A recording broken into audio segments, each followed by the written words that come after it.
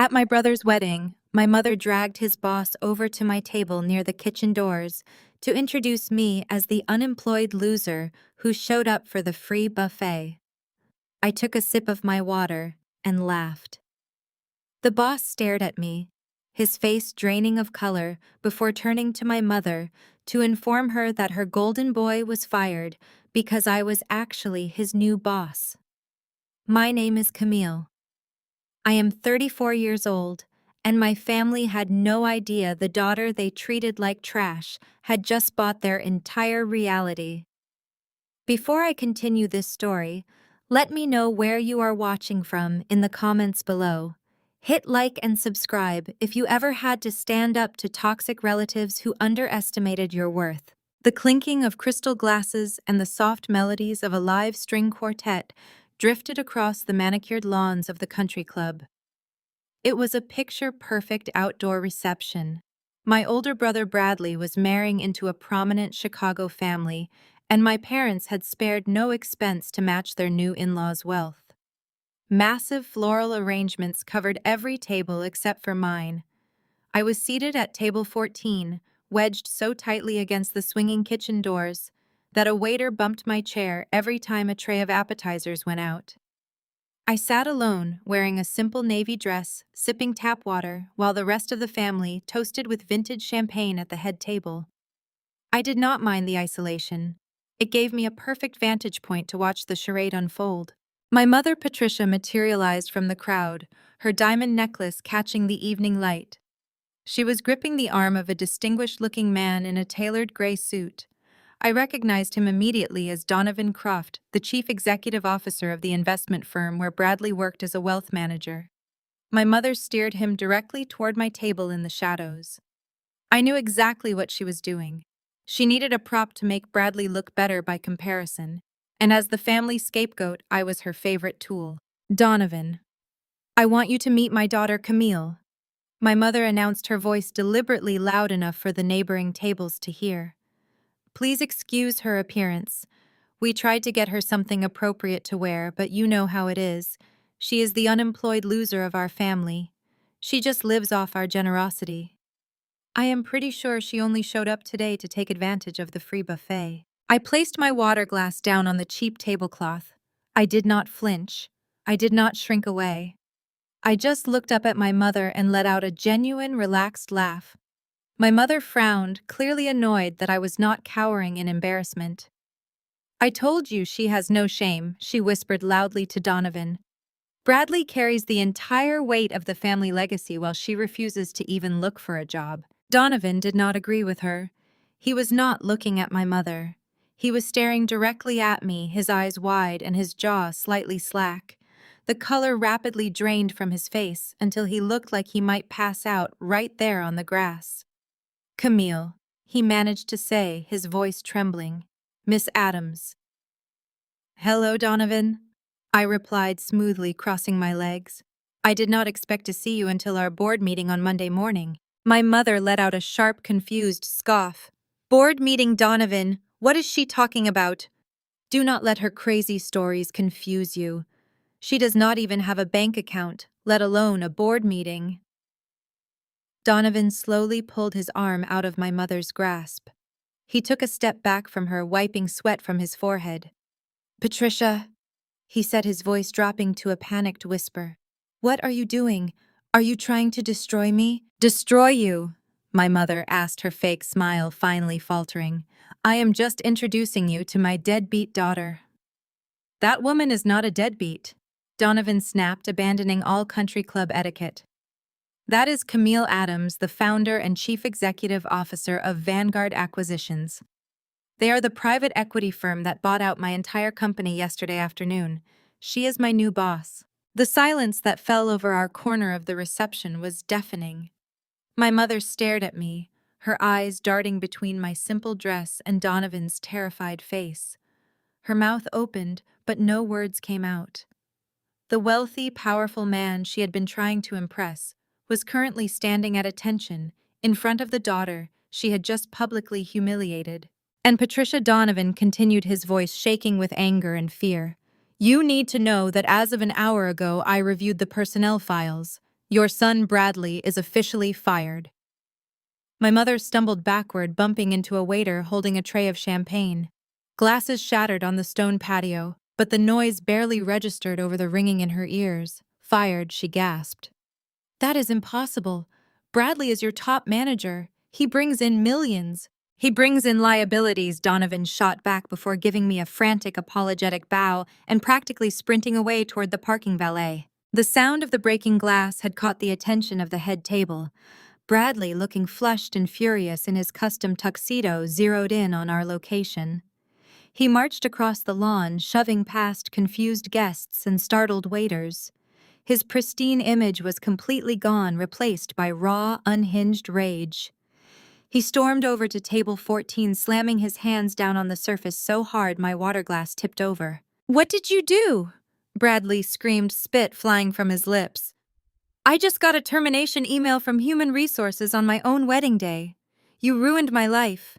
You slept your way to the top just to destroy me, did not you?" Bradley slammed his palms on the table again, leaning in so close I could smell the expensive scotch on his breath. His face was a mask of pure, unadulterated entitlement, his jaw clenched tight enough to snap bone. He expected me to cower. He expected the quiet, obedient sister who used to scrub the kitchen floors while he attended country club mixers to shrink away. I slowly placed my water glass back onto the cheap linen tablecloth. I did not break eye contact. I leaned back in my uncomfortable folding chair, crossing my legs with the kind of poise that only comes from knowing you hold all the cards. I slept my way to the top. I repeated, letting the words hang in the humid afternoon air. That is an interesting theory, Bradley. It is also incredibly lazy. You see, when Mom and Dad wrote those massive checks for your Ivy League tuition, your luxury campus apartment, and your spring breaks in Cabo, I was working double shifts at a 24-hour diner just to afford community college textbooks. I learned to run profit margins while scraping burnt grease off a grill at 3 in the morning. You learned how to wear a tailored suit and pretend you actually understood the stock market. I did not sleep my way anywhere. I worked my way there. And when Vanguard Acquisitions was looking for a distressed regional firm to absorb, I specifically selected yours. I unclasped my small black clutch. The gold hardware clicked sharply, a sound that somehow echoed louder than the string quartet that had abruptly stopped playing.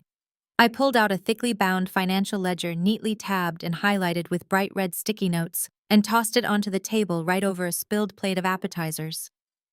Do you know what happens when a private equity firm buys out a company, Bradley? We audit the books. We audit every single cent. And your books were a complete disaster.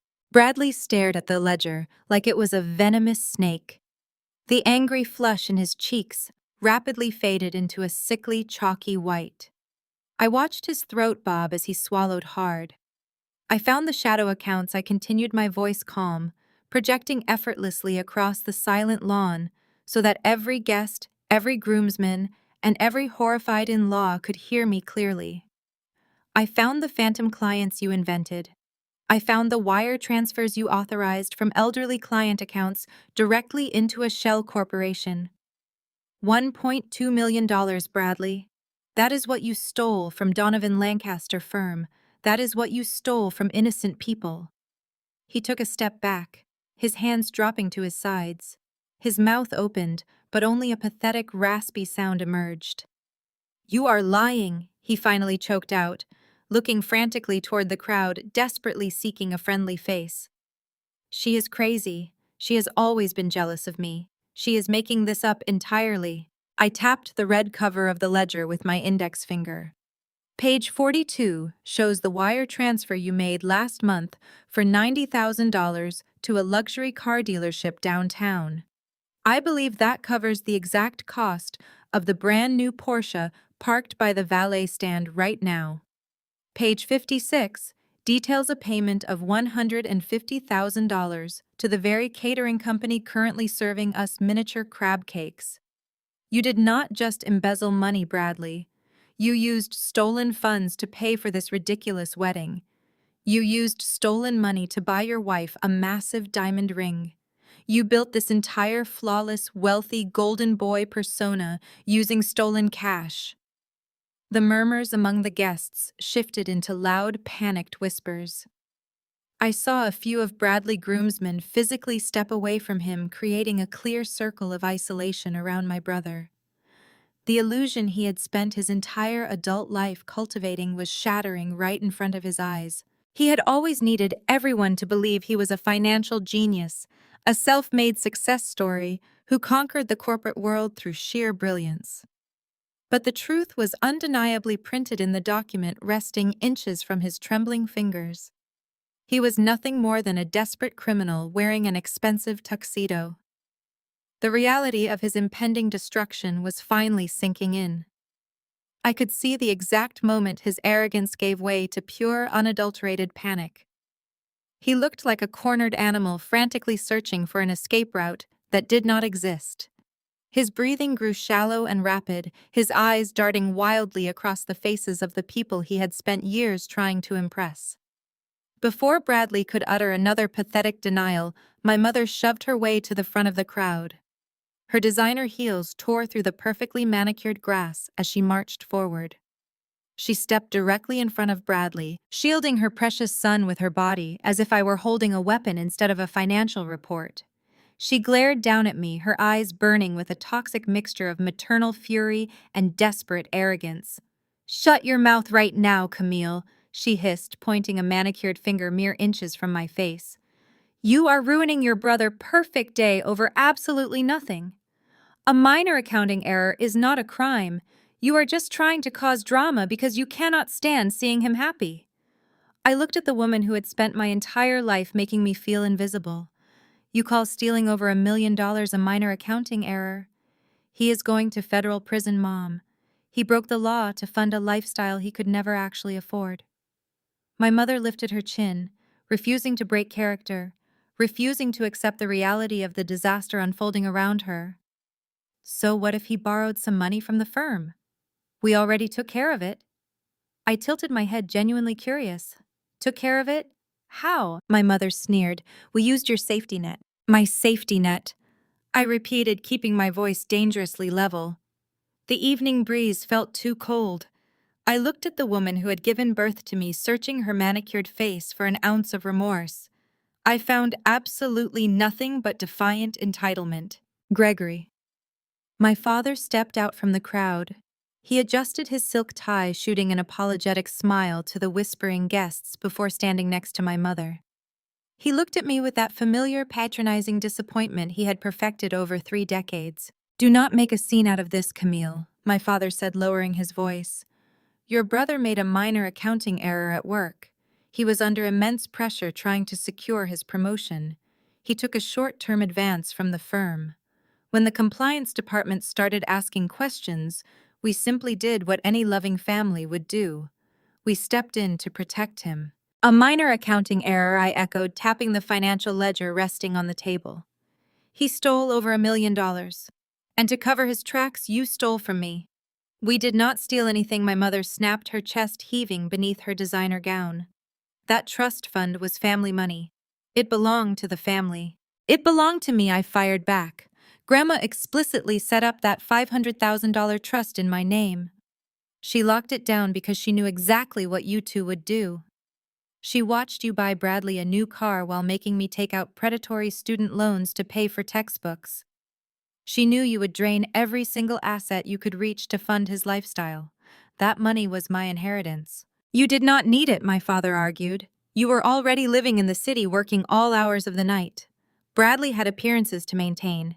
He was rubbing elbows with senior partners and elite clients. He needed capital to project success. We merely redirected the funds to where they would generate the highest return for our family legacy. Family helps family, Camille. That is how the world works." I stared at the two of them. They had truly convinced themselves of their own righteousness. They drained $500,000 of my legal inheritance to plug a hole in his sinking ship, and they viewed it as a noble sacrifice. "You forged my signature as the beneficiary," I stated, laying out the undeniable legal reality of their actions. "You bypassed the trustee protocols and committed federal wire fraud to cover up his embezzlement." Bradley finally found his voice. He stepped out from behind our parents, pointing a shaking finger at me. You are a terrible sister. I was facing jail time. I am the one carrying the Adams name. I am marrying into a prestigious Chicago family today. You should be honored that your trust fund helped secure my future. You owe me this. You owe this family. I did not yell. I did not need to yell. I just smiled a slow, calculated smile that made my brother immediately step back. You really think paying back a fraction of what you stole magically erases the crime, Bradley? I asked. Do you think the Securities and Exchange Commission cares that Mommy and Daddy drained their daughter trust fund to cover your tracks? Because the firm you stole from is now my firm. And I just spent 48 hours auditing every single offshore account you attempted to hide. The air around us grew incredibly tense. The guests had stopped whispering. The waiters stopped moving. The entire reception was paralyzed watching the golden boy completely unravel. I watched my mother desperately try to regain control. She forced a sickeningly sweet smile and turned to the horrified onlookers. Please, everyone, she announced, clapping her hands. Just a silly sibling rivalry. Camille has always had a flair for the dramatic.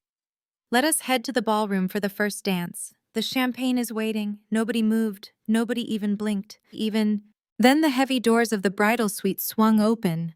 The sound was loud enough to cut through the silence of the lawn. Jasmine stepped out onto the patio. She looked breathtaking in her lace gown, but her face was absolutely terrifying. Jasmine was not just a beautiful bride.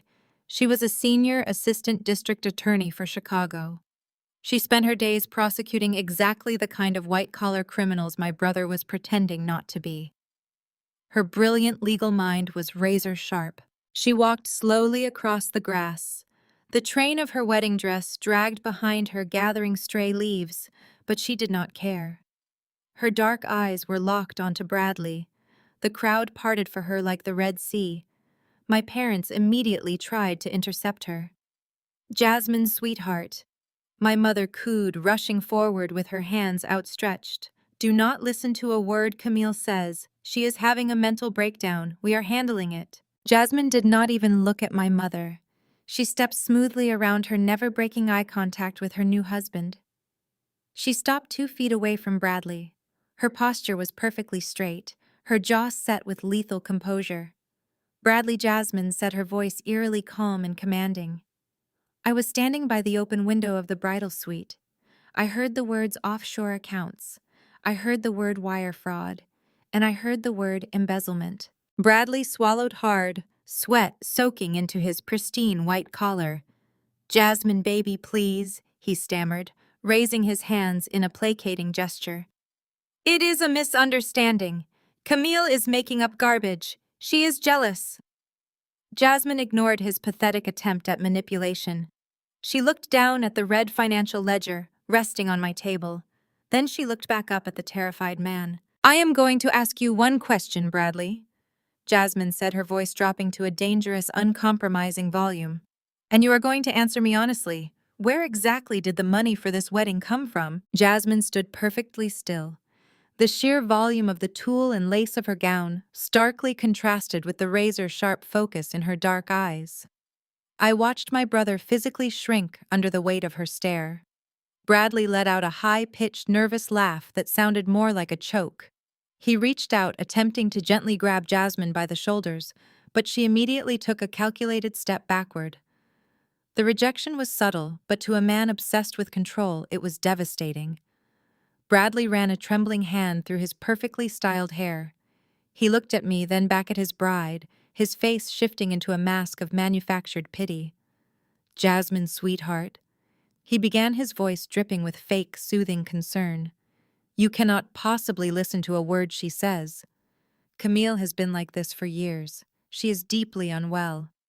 You know she never got over being the black sheep of the family. She is having a psychotic break right here at our reception because she cannot stand to see me happy and successful. I remained seated, resting my chin on my hand. I did not raise my voice or defend myself. I just let him dig his grave deeper. My mother immediately picked up on Bradley's strategy. Patricia smoothed down the front of her designer gown and walked over to Jasmine, her face displaying a masterclass in theatrical maternal sorrow. She placed a hand over her heart and let out a long, dramatic sigh. "Jasmine, dear," Patricia said, using that sickeningly sweet country club voice she reserved for wealthy acquaintances. "We did not want to burden you with family secrets on your special day. Camille has always struggled with reality. Ever since she dropped out of her first semester of college, she has fabricated these wild delusions of grandeur. She imagines she is some powerful executive because she cannot cope with her actual life. We have tried to get her psychiatric help for years. We just have to humor her until security can escort her back home. Family is complicated, but we protect our own." I smiled at the sheer audacity of her lies. "When I was 19, working consecutive graveyard shifts to pay for the state college tuition my parents refused to cover. My mother told the entire extended family I was in a rehabilitation center. She needed a convenient excuse for why I was not attending their lavish holiday parties, and labeling me unstable was easier than admitting they cut me off. Now she was deploying the exact same tactic on my brother bride." Jasmine did not break eye contact with Bradley. She did not look at my mother. As an assistant district attorney, Jasmine interrogated seasoned criminals for a living. She knew exactly what a liar looked like, and right now the man she had just married was sweating profusely and refusing to hold her gaze for more than 2 seconds. "Bradley," Jasmine said, her voice completely devoid of emotion, "I am going to ask you one last time.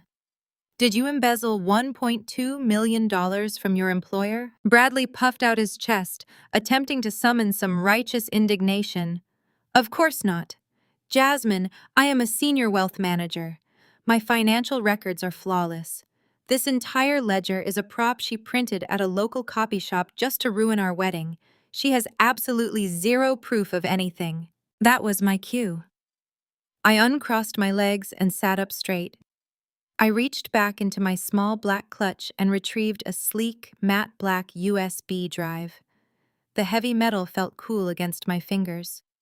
I placed it on the white tablecloth and slid it directly across the surface. It stopped exactly inches from Jasmine bridal bouquet. "You are right, Bradley," I said, my voice echoing clearly across the patio. "A printed ledger is just paper. But offshore bank routing numbers, digital wire transfer receipts, and registered corporate filings are a little harder to fabricate. Do not take my word for it, Jasmine. You prosecute financial fraud for the state of Illinois. Check the shell company he set up to funnel the stolen money. The primary offshore account is listed right there in the main folder." Jasmine looked down at the black drive. Bradley lunged for the table, his hand shooting out to grab the device, but Jasmine was faster. She snatched the drive off the tablecloth and clutched it against her chest. "Give that to me," Bradley demanded, his voice cracking with genuine panic. "You cannot look at that. It is a virus. She is trying to hack your phone. Jasmine, give it to me right now. Do not ever raise your voice at me," Jasmine replied, her tone dropping the temperature on the lawn by 10 degrees. Jasmine reached into a hidden pocket in the layers of her wedding dress and pulled out her smartphone. She retrieved a small adapter ring she always carried on her keychain, snapped the USB drive into it, and plugged it directly into her phone. Bradley looked like he was going to vomit. My mother grabbed his arm, her fake maternal sorrow instantly replaced by sheer terror. Jasmine stared at her phone screen as the files loaded. The string quartet was completely silent. The 200 wedding guests held their collective breath. I watched Jasmine scan the digital documents. I watched her read the corporate filings, the wire transfer histories, and the offshore account registrations. Suddenly, the color drained entirely from Jasmine's beautiful face. Her hands began to shake violently. The heavy, cascading bridal bouquet slipped from her grasp and hit the stone patio with a soft, pathetic thud. She slowly raised her head and looked at the man she had just vowed to spend her life with. "Bradley," Jasmine whispered, her voice trembling with a mixture of absolute heartbreak and unyielding fury. "The offshore limited liability company you used to launder the stolen money is registered entirely under my very own name." Jasmine stared at the glowing screen of her phone as if it were a live grenade. Her hands, which had been perfectly steady while prosecuting some of Chicago's most dangerous criminals, trembled so violently that her diamond engagement ring caught the afternoon sun in frantic, jagged flashes. The offshore limited liability company, the exact entity Bradley used to funnel $1.2 million of stolen funds, bore her name, her home address, and her social security number. Bradley had not just funded their wedding with stolen money, he had framed his own bride to take the fall. Bradley took a step toward her, his hands raised in surrender. Jasmine, sweetheart, I can explain. I just needed a clean name for the holding account. It was a temporary measure. A temporary measure, Jasmine repeated, her voice dropping to a terrifying absolute calm. You committed federal wire fraud, money laundering, and corporate embezzlement, and you used the identity of an active assistant district attorney to do it. You did not just steal money, Bradley. You destroyed my entire career. You made me an accessory to a felony. My mother let out a scoff, waving her hand dismissively. Oh, Jasmine, stop being so dramatic. You work for the city. You know all those judges. You can easily make this go away quietly. Bradley is your husband now. You are supposed to protect him. Jasmine finally looked at Patricia, and the sheer disgust in her eyes made my mother physically recoil. Protect him? Jasmine asked, her voice cracking like a whip. I am legally obligated to report him. If the Securities and Exchange Commission traces this shell company back to my name, I lose my license to practice law. I face 20 years in a federal penitentiary. I am not protecting a criminal, Patricia. I am prosecuting him. Jasmine ripped the diamond ring off her finger and threw it at Bradley's chest. It bounced off his custom tuxedo lapel and fell into the grass. She turned on her heel and marched back toward the country club. Bradley lunged forward to stop her, but two of his groomsmen stepped squarely in his path, blocking him. They had heard enough. That was when my father decided he had watched enough of his golden boy's empire crumble. Gregory Adams had always been a man who believed volume equaled authority. He did not yell, he commanded. He stepped over Jasmine's discarded bouquet, his posture rigid, his face a mask of pure control. He bypassed his weeping wife and panicked son walking toward my table. The air around him felt heavy, suffocating. It was the same presence he used when I begged for a cosigner on my loans. He had refused telling me investing in my education was a guaranteed loss. He stopped at the edge of the table, placing his heavy hands flat on the surface. He looked down at me, his eyes dark and empty. You have had your fun, Camille, Gregory said, his voice vibrating with menace. You came here, you caused a scene, and you humiliated your brother. You embarrassed this family in front of half the city. But this little corporate takeover fantasy of yours ends right now. I did not flinch. I picked up my glass of water and took a slow, deliberate sip. This is not a fantasy, Dad. This is an audit, and your son is going to jail. Gregory let out a low, humorless chuckle. He reached inside the breast pocket of his tailored suit jacket. No, he is not. And you are not auditing anything. You do not own Vanguard Acquisitions. We do. He pulled out a thick, crisp legal document folded in thirds. He snapped it open with a flick of his wrist and slammed it down onto the table right next to my ledger. The bold black letters across the top read, Durable Power of Attorney and Full Corporate Proxy. You have always been naive, Camille, Gregory continued, leaning closer, his breath hot and smelling of scotch. You always were too eager for our approval. Do you remember last month, when you came to the house for Sunday dinner? You were desperate to show us your little business portfolio. You thought you had finally proven yourself. I stared at the document. My signature was at the bottom, crisp and unmistakable. I handed you a stack of tax documents to sign for the family estate, Gregory said, his lips curling into a sneer. I told you it was routine paperwork for your grandmother's probate. You signed exactly where I pointed. You did not even read the fine print. You gave me full, irrevocable executive control over all your personal and corporate assets. You signed Vanguard Acquisitions over to me. My mother, sensing this shift in power, instantly recovered her arrogance. She stepped up beside my father, her chest puffed out with pride. Did you really think we would let you control a private equity firm? Patricia asked, her voice dripping with venom. You are unstable. You are erratic. Your father is protecting the family wealth from your incompetence. Now you are going to pack your ledger walk out of this country club and leave your brother alone. Vanguard belongs to us now." The remaining guests stood in stunned silence. The absolute ruthlessness of my parents was on full display. They had not just covered up Bradley's crimes, they had actively plotted to steal my entire company to do it. They expected me to break. They expected the crushing weight of their betrayal to finally shatter my spirit, to reduce me to the desperate, approval-starved girl they had manufactured me to be. Instead, I looked at the power of attorney document resting on the table. I looked at my father's smug, victorious face. I looked at my mother's cruel, gloating smile, and I burst into genuine, uncontrollable laughter. You really thought you could forge my signature on a federal corporate transfer without triggering an SEC audit? My father stared at the document. His smug expression faltered, a tremor of uncertainty breaking through his mask of absolute control. The hand holding the forged paper lowered a fraction of an inch. He had spent his life bullying subordinates and intimidating his family, operating under the delusion that his sheer volume could override federal regulations. I stood up, smoothing my navy dress, and walked around the table to close the distance between us. I spoke with the icy precision of someone who had spent a decade anticipating this exact moment. "You honestly believed you could sign my name and inherit $1 billion private equity firm?" I asked, tilting my head. "You thought corporate law operated like your piggy bank. Forging my signature is your oldest trick, is it not?" "Dad?" Gregory stiffened, his eyes darting toward the guests who were hanging on every word. "Keep your voice down, Camille. You do not know what you are talking about." "I know exactly what I am talking about," I shot back. "I know about the federal student loans you took out in my name the month I turned 18. You told me I did not qualify for financial aid and forced me to work night shifts to pay for community college. Meanwhile, you forged my signature on master promissory notes, funneling $80,000 of debt into Bradley's checking account so he could buy designer watches at his fraternity formals. I spent 5 years eating instant noodles in a studio apartment, paying off debt for an education I never received.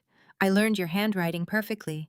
I knew you would try it again the second you needed capital." My mother gasped, clutching her diamond necklace.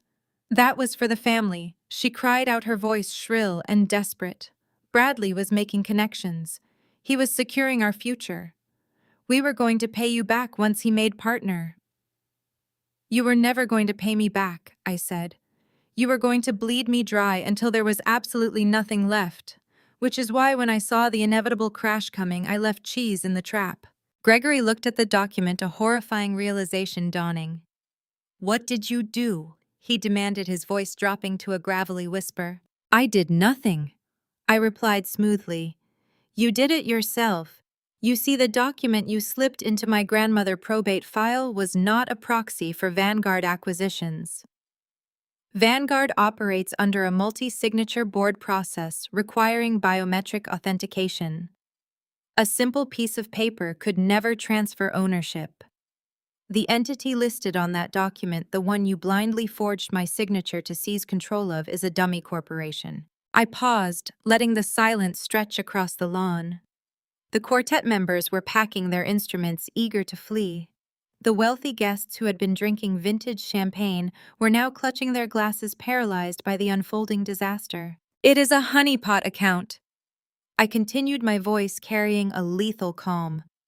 "I established that shell company 3 months ago in cooperation with the Federal Bureau of Investigation. It was designed to monitor fraudulent wire transfers and unauthorized executive seizures. By forging my signature and attempting to route Vanguard assets into your personal holdings, you did not steal my company.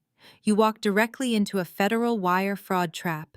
The authorities have been monitoring every single keystroke you made since Tuesday morning." Gregory's face lost all its color, turning a sickly ashen gray. The paper slipped from his fingers, fluttering onto the patio. He stumbled backward, bumping into a floral arrangement. The heavy crystal vase wobbled before tipping over, crashing into a spectacular explosion of water, shattered glass, and crushed white roses. Water pooled around his leather shoes.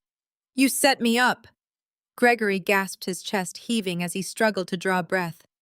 You set up your own father. I protected myself from a thief. I corrected my tone devoid of sympathy. You spent my entire life teaching me that family loyalty was a tool for manipulation. You taught me to anticipate betrayal from the people who were supposed to love me. You should be proud, Dad. I finally learned your lesson. I just executed it better than you ever could. Bradley, who had been immobilized by Jasmine's earlier revelation, suddenly lunged forward. He grabbed our mother by the shoulders, shaking her slightly.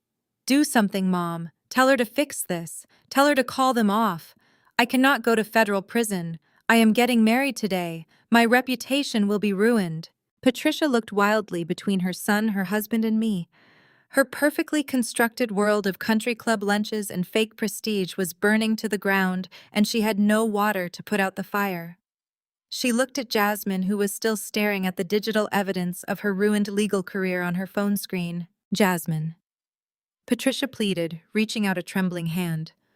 You are a lawyer. You can stop this. You can file an injunction. We can settle this privately. We are family now. Please, you have to help us.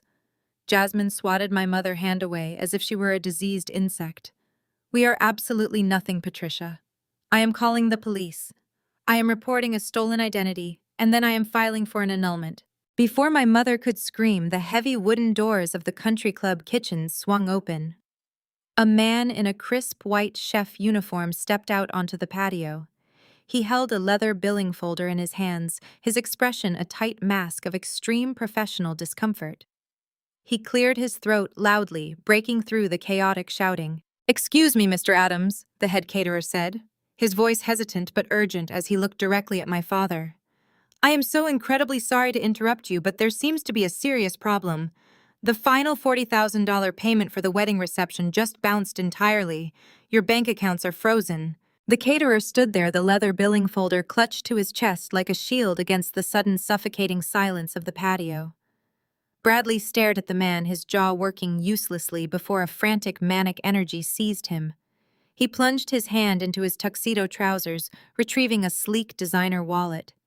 His trembling fingers fumbled helplessly, slick with a thick layer of nervous sweat, as he pulled out a platinum credit card and shoved it toward the chef. Run this one, Bradley barked, his voice cracking. It is a simple bank error, a security hold.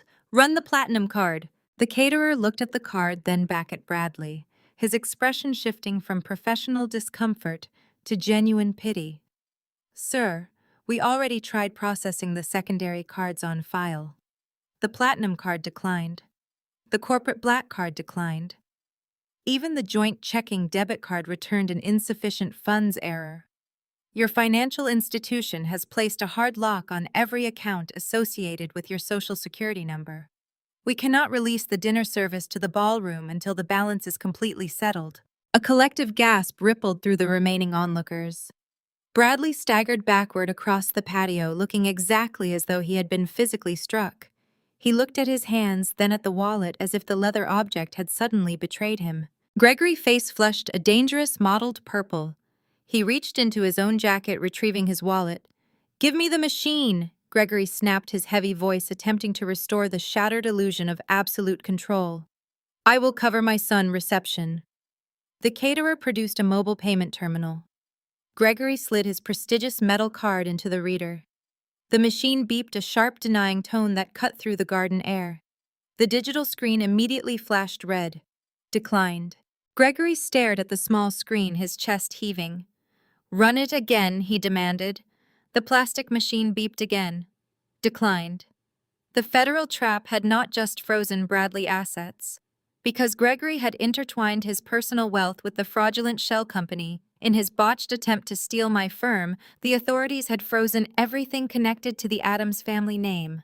They were entirely, utterly broke. Patricia let out a sound that was half shriek, half sob.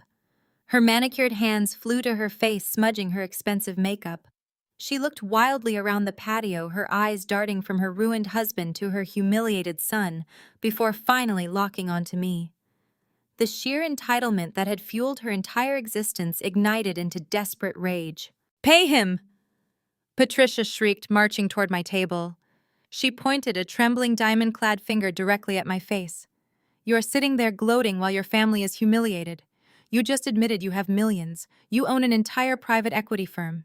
Pay this man his $40,000 right now, Camille. I remained seated, resting my hands neatly in my lap. I looked at the woman who had spent my entire childhood telling me I was a financial burden, a girl not worth the cost of a state college tuition. I am not paying for a single appetizer, Patricia, I replied, my voice perfectly level. You wanted the lavish country club wedding to impress your high society friends. You wanted the ice sculptures and the imported caviar. You bought it with stolen money, and now the bill is due. You can wash dishes in the kitchen to work off the balance for all I care. Patricia lunged forward, her face twisted in fury, but a voice cut through the air, stopping her dead in her tracks. Nobody is paying for anything. The voice was not loud, but it carried an undeniable gravitational weight. It was a voice accustomed to silencing crowded courtrooms with a single syllable. Winston stepped out from the shadow of the floral archway. Jasmine's father was a man who commanded absolute respect without ever demanding it. As a sitting federal judge for the Northern District of Illinois, Winston possessed a quiet, terrifying intellect. He wore a simple charcoal suit, but he carried himself with the lethal authority of an executioner. The shift in the patio atmosphere was instantaneous. Gregory puffed out, chest deflated. He visibly shrank instinctively, taking a step back. Patricia lowered her pointing finger, her aggressive posture melting into immediate cowardly submission. They were schoolyard bullies suddenly face to face with the principal. Winston ignored my parents entirely. He did not even look at Bradley. He walked straight to his daughter. Jasmine was still standing, frozen in the grass, the engagement ring lying discarded near her feet. She held her smartphone tightly, the screen still displaying the offshore account routing numbers and the corporate filings bearing her stolen identity. Winston placed a gentle, steady hand on Jasmine's shoulder. "Let me see," he said softly. Jasmine did not speak. She simply handed the device to her father. Winston adjusted his reading glasses. He looked down at the screen. The string quartet was long gone. The caterer had wisely backed away into the shadows of the kitchen doors. The silence was so profound I could hear the wind rustling the silk fabric of the reception tent. I watched Winston scroll. I watched his eyes scan the digital ledgers, the routing numbers, the limited liability company charter. I watched him process the irrefutable evidence that the man standing mere feet away had orchestrated a massive federal crime. Winston did not yell. He did not throw the phone. He slowly took off his reading glasses, folded them with meticulous care, and slid them into his breast pocket. He handed the phone back to Jasmine. Then he turned his head and looked directly at Bradley. The temperature on the patio seemed to drop below freezing.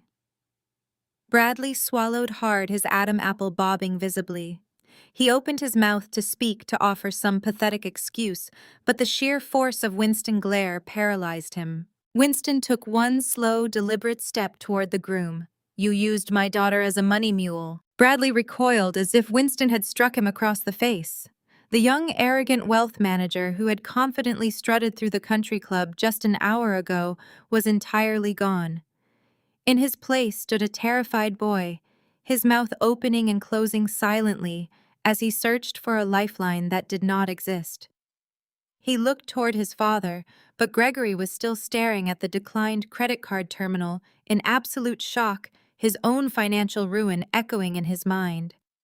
Bradley then looked at his mother, silently begging for her usual and ferocious defense. Winston did not break eye contact with the groom. "I asked you a direct question, Bradley. You manipulated my daughter, a sworn officer of the court, into holding illicit offshore accounts so you could fund your lavish lifestyle. Is that correct, sir?" "I never meant to put Jasmine in harm's way," Bradley stammered, his voice pitching up an octave in pure panic. "It was a very temporary holding measure. I was going to close the account next week. I just needed to borrow the funds temporarily to cover the wedding expenses. I was going to pay it all back." "You stole $1.2 million. Jasmine interjected, her tone now razor-sharp. "You do not borrow that kind of money, Bradley. You laundered it through my name so that when the federal auditors came knocking, they would find my signature instead of yours. You set me up to take the fall for your felony." Patricia suddenly stepped forward. Her perfectly styled hair seemed to vibrate with her rising fury. The sweet melodic country club voice she had used all afternoon vanished completely. It was replaced by a harsh, grating sneer that revealed the absolute ugliness she had been hiding beneath her designer gowns for decades. "Oh, please!" Patricia snapped, waving her hand dismissively at Jasmine. "You should be down on your knees thanking us that Bradley even looked twice at you. Do not stand there acting like some tragic victim. You knew exactly what you were doing when you clawed your way into this family." Jasmine turned slowly, her eyes narrowing as she looked at my mother. "Excuse me. You heard me?" Patricia spat, her face twisting into a mask of pure elitist disgust. "We bent over backward to accommodate you and your people today. We compromised our strict guest list. We lowered our standards. We allowed your loud, disruptive relatives into our private country club, a club my family has patronized for 4 generations. Do you have any idea what it took to get the board to approve this reception? They practically begged us to hold it somewhere else." We smiled and nodded and pretended we were thrilled to merge our historic bloodline with yours. We tolerated your entire culture because we thought you had something valuable to offer us. "Mom, stop!" Bradley hissed, grabbing her arm, but Patricia violently shook him off. "No, I will not stop!" she yelled, her voice echoing across the silent patio. The remaining guests watched in absolute horror as the matriarch of the Addams family completely unraveled. She pointed an accusing finger directly at Winston. "We only agreed to this ridiculous circus because of him. We needed a federal judge in the family. We needed the political connections and the judicial influence. That was the transaction. Bradley gives your daughter our prestigious name and you give us access to the federal courts. It was a calculated business arrangement." I watched my mother self-destruct with a mixture of absolute vindication and profound disgust. For years, she had lectured me about propriety, about maintaining the family image, about how my lack of ambition was a stain on their perfect reputation. Yet here she was, standing on a manicured lawn in a $10,000 dress, screaming racist, classist garbage at a federal judge because she could no longer control the narrative. "You people are all the same," Patricia continued, her tirade accelerating into uncharted, perilous territory. "You get a little bit of power, a little bit of money, and you think you are suddenly our equals. You think you can walk into our exclusive world and dictate the terms." Bradley made a minor financial error. He was securing his legacy. Instead of protecting your husband like a loyal wife, you run to your father whining about an audit. You are nothing but an ungrateful, opportunistic social climber who wanted to leech off the Addams' wealth. Gregory finally seemed to snap out of his absolute financial paralysis. He lunged forward desperately, grabbing Patricia by the shoulders. "Patricia, shut your mouth right now! You are making it worse! Do not tell me to shut up!" she shrieked, fighting against his tight grip. "We built this great city. We own this town. They are trying to ruin our wonderful son." "They do not have to ruin him," I said quietly, remaining perfectly still in my chair. "He ruined himself. And you helped him do it." Patricia turned her venomous glare toward me. "You are dead to me, Camille. You are a traitor and a parasite. You orchestrated this entire disaster because you are a miserable, lonely failure who cannot stand to see your brother succeed." I just smiled. I am the one walking out of here with my absolute freedom. Throughout the entire explosive tirade, Winston had not moved a single muscle. He had not raised his voice. He had not interrupted my mother's completely deranged monologue. He simply stood there, absorbing every vicious insult, with the stoic, immovable grace of a mountain, weathering a pathetic storm. His absolute silence was infinitely more terrifying than Patricia screaming. When she finally ran out of breath, standing right there panting heavily in the blazing afternoon sun, completely exhausted from her own toxic, inexcusable hatred, Winston does not yell. He pulls out his phone and dials a number. Yes, I need an investigative unit at the country club immediately. Wire fraud and identity theft. Winston ended the call with a single sharp press of his thumb. He slid the phone back into his tailored suit jacket, his movements slow and deliberate. The finality of that simple action hung over the patio like a guillotine blade. He had not merely threatened my family, he had initiated a federal investigation. The investigative unit was on its way. The flashing lights and federal agents were no longer a hypothetical consequence. They were a rapidly approaching reality. Patricia stared at him, her mouth agape.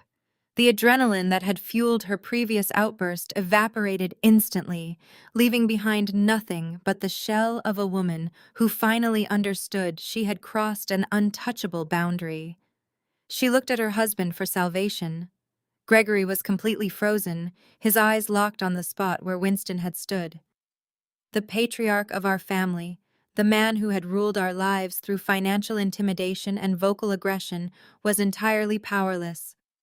His fraudulent empire was shattered, his bank accounts were locked, and his precious reputation was about to be dragged through a federal indictment. Bradley stood paralyzed between his parents and his former bride. The immaculate grooming he had meticulously applied that morning was ruined.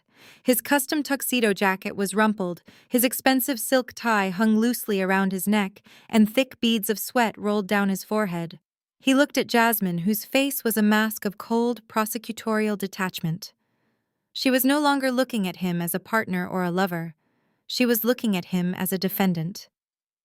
Bradley swallowed hard, a pathetic whimpering sound escaping his throat. He realized in that agonizing moment that there was absolutely no escape.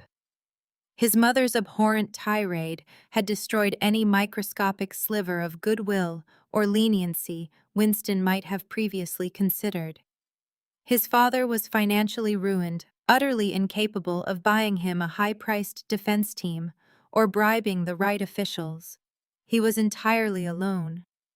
The realization did not spark any sense of accountability or remorse. It only ignited his deepest, most ingrained survival instinct, absolute cowardice. Bradley's hands began to shake violently. He patted his pockets, his fingers frantically searching for his only remaining lifeline. He bypassed the declined credit cards and the empty wallet. His hand slipped into his left trouser pocket, his fingers closing around a heavy metallic key fob. The keys to his brand-new Porsche 911 Carrera. He had purchased the luxury vehicle 2 months ago, boasting to the entire extended family that it was a well-deserved reward for his outstanding corporate performance. I knew, and the FBI now knew, that the massive down payment had been made with the stolen funds laundered seamlessly through Jasmine's identity. He clutched the key fob like a physical weapon. The country club valet had parked the vehicle directly in front of the main entrance, a prime spot reserved exclusively for the groom. If he could just reach the car, he could drive away. He could flee the venue, escape the incoming federal agents, and figure out a survival plan from the highway.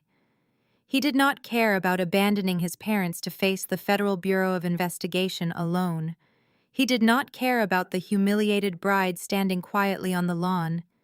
He only cared about saving his own miserable skin. Without a single word of apology, Bradley turned his back on his family.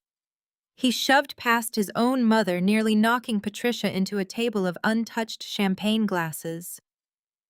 "Bradley, where are you going?" Patricia screamed, her voice cracking with fresh panic. "You cannot leave us here." He completely ignored her. He broke into a full, desperate sprint across the manicured grass. Gregory snapped out of his catatonic state, lunging forward with a heavy, uncoordinated step. "Stop right there!" Gregory bellowed, his voice echoing loudly across the silent country club grounds. "Do not dare walk away from me!" Bradley did not even break his stride. He crashed through the heavy wooden double doors leading back into the country club lobby, disappearing into the dark shadows of the building.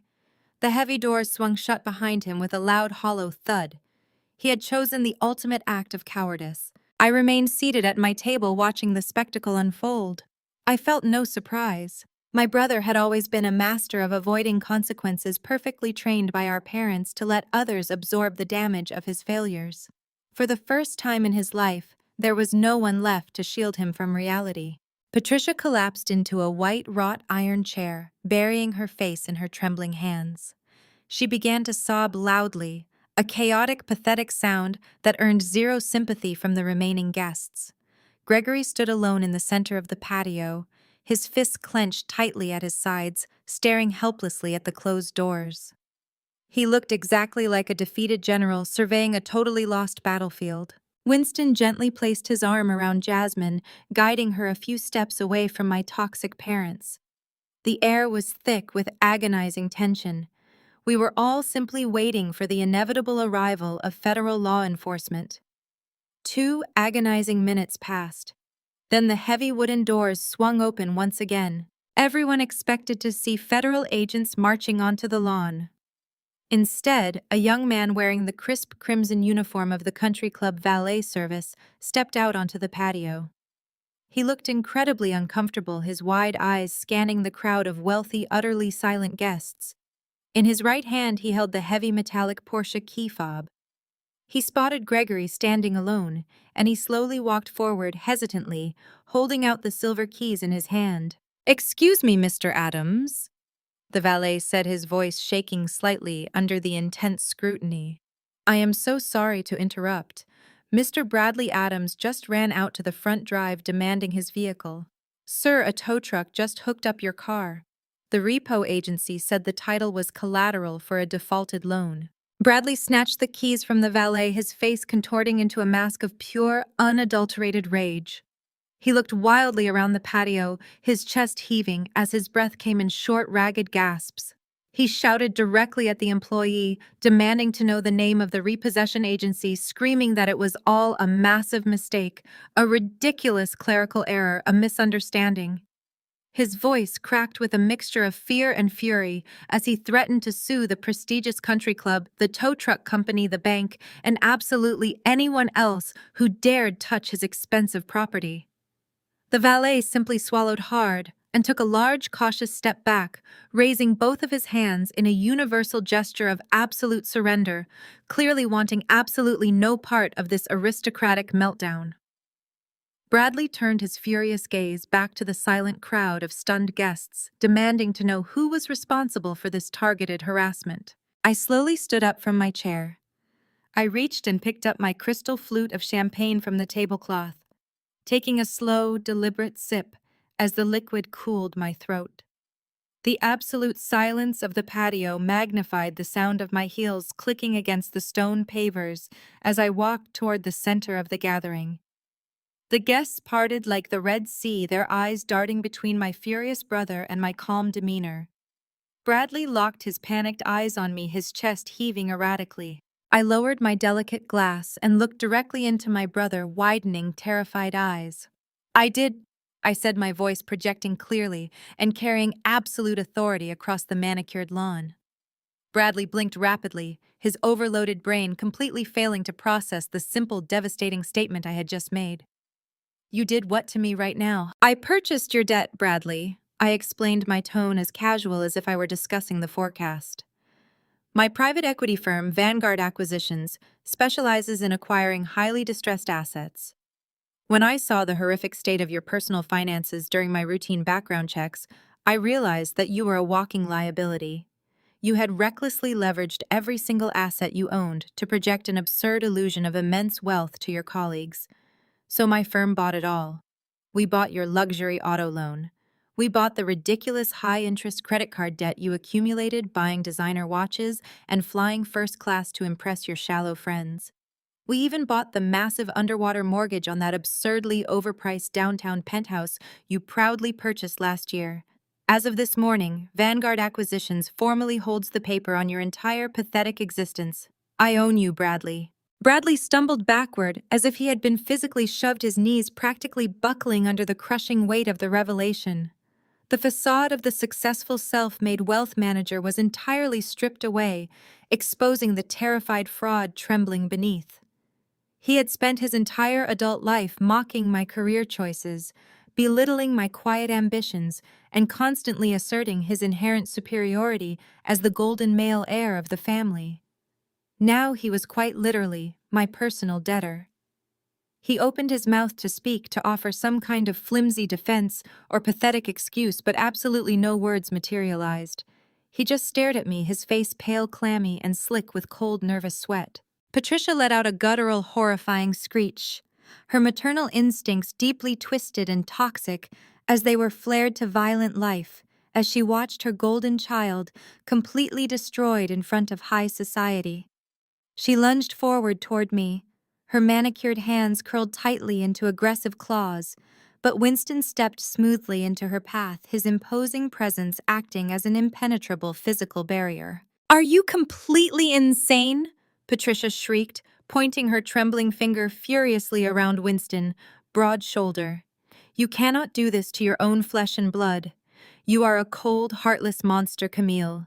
You are intentionally destroying your own brother over pure, bitter jealousy." "I am not destroying him," I replied, my voice completely devoid of any familial emotion. "I am simply foreclosing on him. He completely defaulted on 3 consecutive loan payments because he foolishly diverted all his liquid cash into his fraudulent shell company to attempt to steal my firm. He made a terrible illegal business decision. I am simply executing the standard contractual remedies outlined in his agreements. It is exactly what Dad taught us growing up, is it not? Business is business, and emotions have no place in financial transactions." Patricia spun around violently, her eyes wide and wild with a desperate feral panic. The reality of their absolute defeat was finally penetrating her thick delusion of superiority.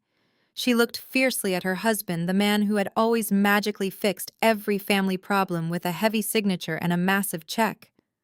"Gregory, do something right now," she demanded, her voice bordering on absolute hysteria. She forcefully clutched her chest, her breathing growing incredibly shallow and erratic. "Do not just stand there like a useless fool. Call the bank president, call our senior attorneys, fix this disaster right now, pay off her ridiculous firm, and get our son his car back." Gregory did not respond to his frantic wife. His face had turned a ghastly, sickly shade of gray. His large hands were trembling so violently that he could barely hold his expensive smartphone. He completely ignored his wife piercing screaming. He ignored the federal judge standing just feet away. He was frantically scrolling through his secure mobile banking application, his widened eyes darting back and forth across the glowing digital screen. The numbers displayed there made his blood run completely cold. He tapped the glass screen again and again, desperately refreshing the application, praying silently for a different result. The screen refreshed instantly, displaying the exact same terrifying reality. Gregory let out a low, strangled gasp of pure despair. His fingers went entirely limp, and the expensive smartphone slipped freely from his grasp, crashing loudly onto the cold stone patio. Gregory stared at his shattered smartphone on the pavers. The digital screen was cracked, but the zero balance of his retirement accounts remained visible. His hands shook violently as he raised his head, locking onto me with disbelief and murderous rage. The purple flush of his skin returned, darkening into a dangerous crimson. "You stole my future," Gregory roared, pointing a trembling finger at my face. "You drained my retirement accounts, Camille. You hacked my banking portfolio to destroy me." "I did not touch your personal accounts, Gregory," I replied smoothly. I handed him a thick stack of bank statements. Patricia did. Gregory snatched the papers, his eyes darting frantically across the crisp pages. He traced the offshore wire transfers that had drained his wealth. Every dollar he had extracted from his employees, supposedly securing his untouchable legacy, was gone. "You drained my accounts to pay off his gambling markers," Gregory whispered, looking at his wife. "You funneled my money offshore to keep buying diamonds and hosting country club luncheons." The realization that her facade was obliterated triggered a vicious rage. She stepped toward her husband, her face twisted in fury. "I did what I had to do to protect this family," Patricia shrieked, jabbing her finger at his chest. "You were completely oblivious, Gregory. You sat demanding perfection from your son while ignoring the cost. Bradley was drowning in debt from those sports books. Did you expect me to let the Adams name become a joke? I saved you from humiliation." "You ruined me," Gregory roared. He threw the bank statements at her face. The papers scattered across the stone patio like confetti. You are a parasite, Patricia. You and that pathetic excuse for a son have leached every ounce of dignity and wealth from my name. I will divorce you. I will leave you with nothing. You will be scrubbing floors. Patricia let out a harsh laugh. Divorce me? With what money, Gregory? You just heard, Camille. You are broke. You do not even own the suit you are standing in. You are a pathetic old man who could not see his own wife outsmarting him for half a decade. Bradley stood paralyzed, watching his parents tear each other to shreds. The reality of his situation crashed over him with the force of a concrete wall. There was no trust fund. There was no inheritance. There was no father to write a magical check, and no mother to bully the world into submission. His safety net was incinerated. A sound escaped his throat. It sounded like a wounded animal.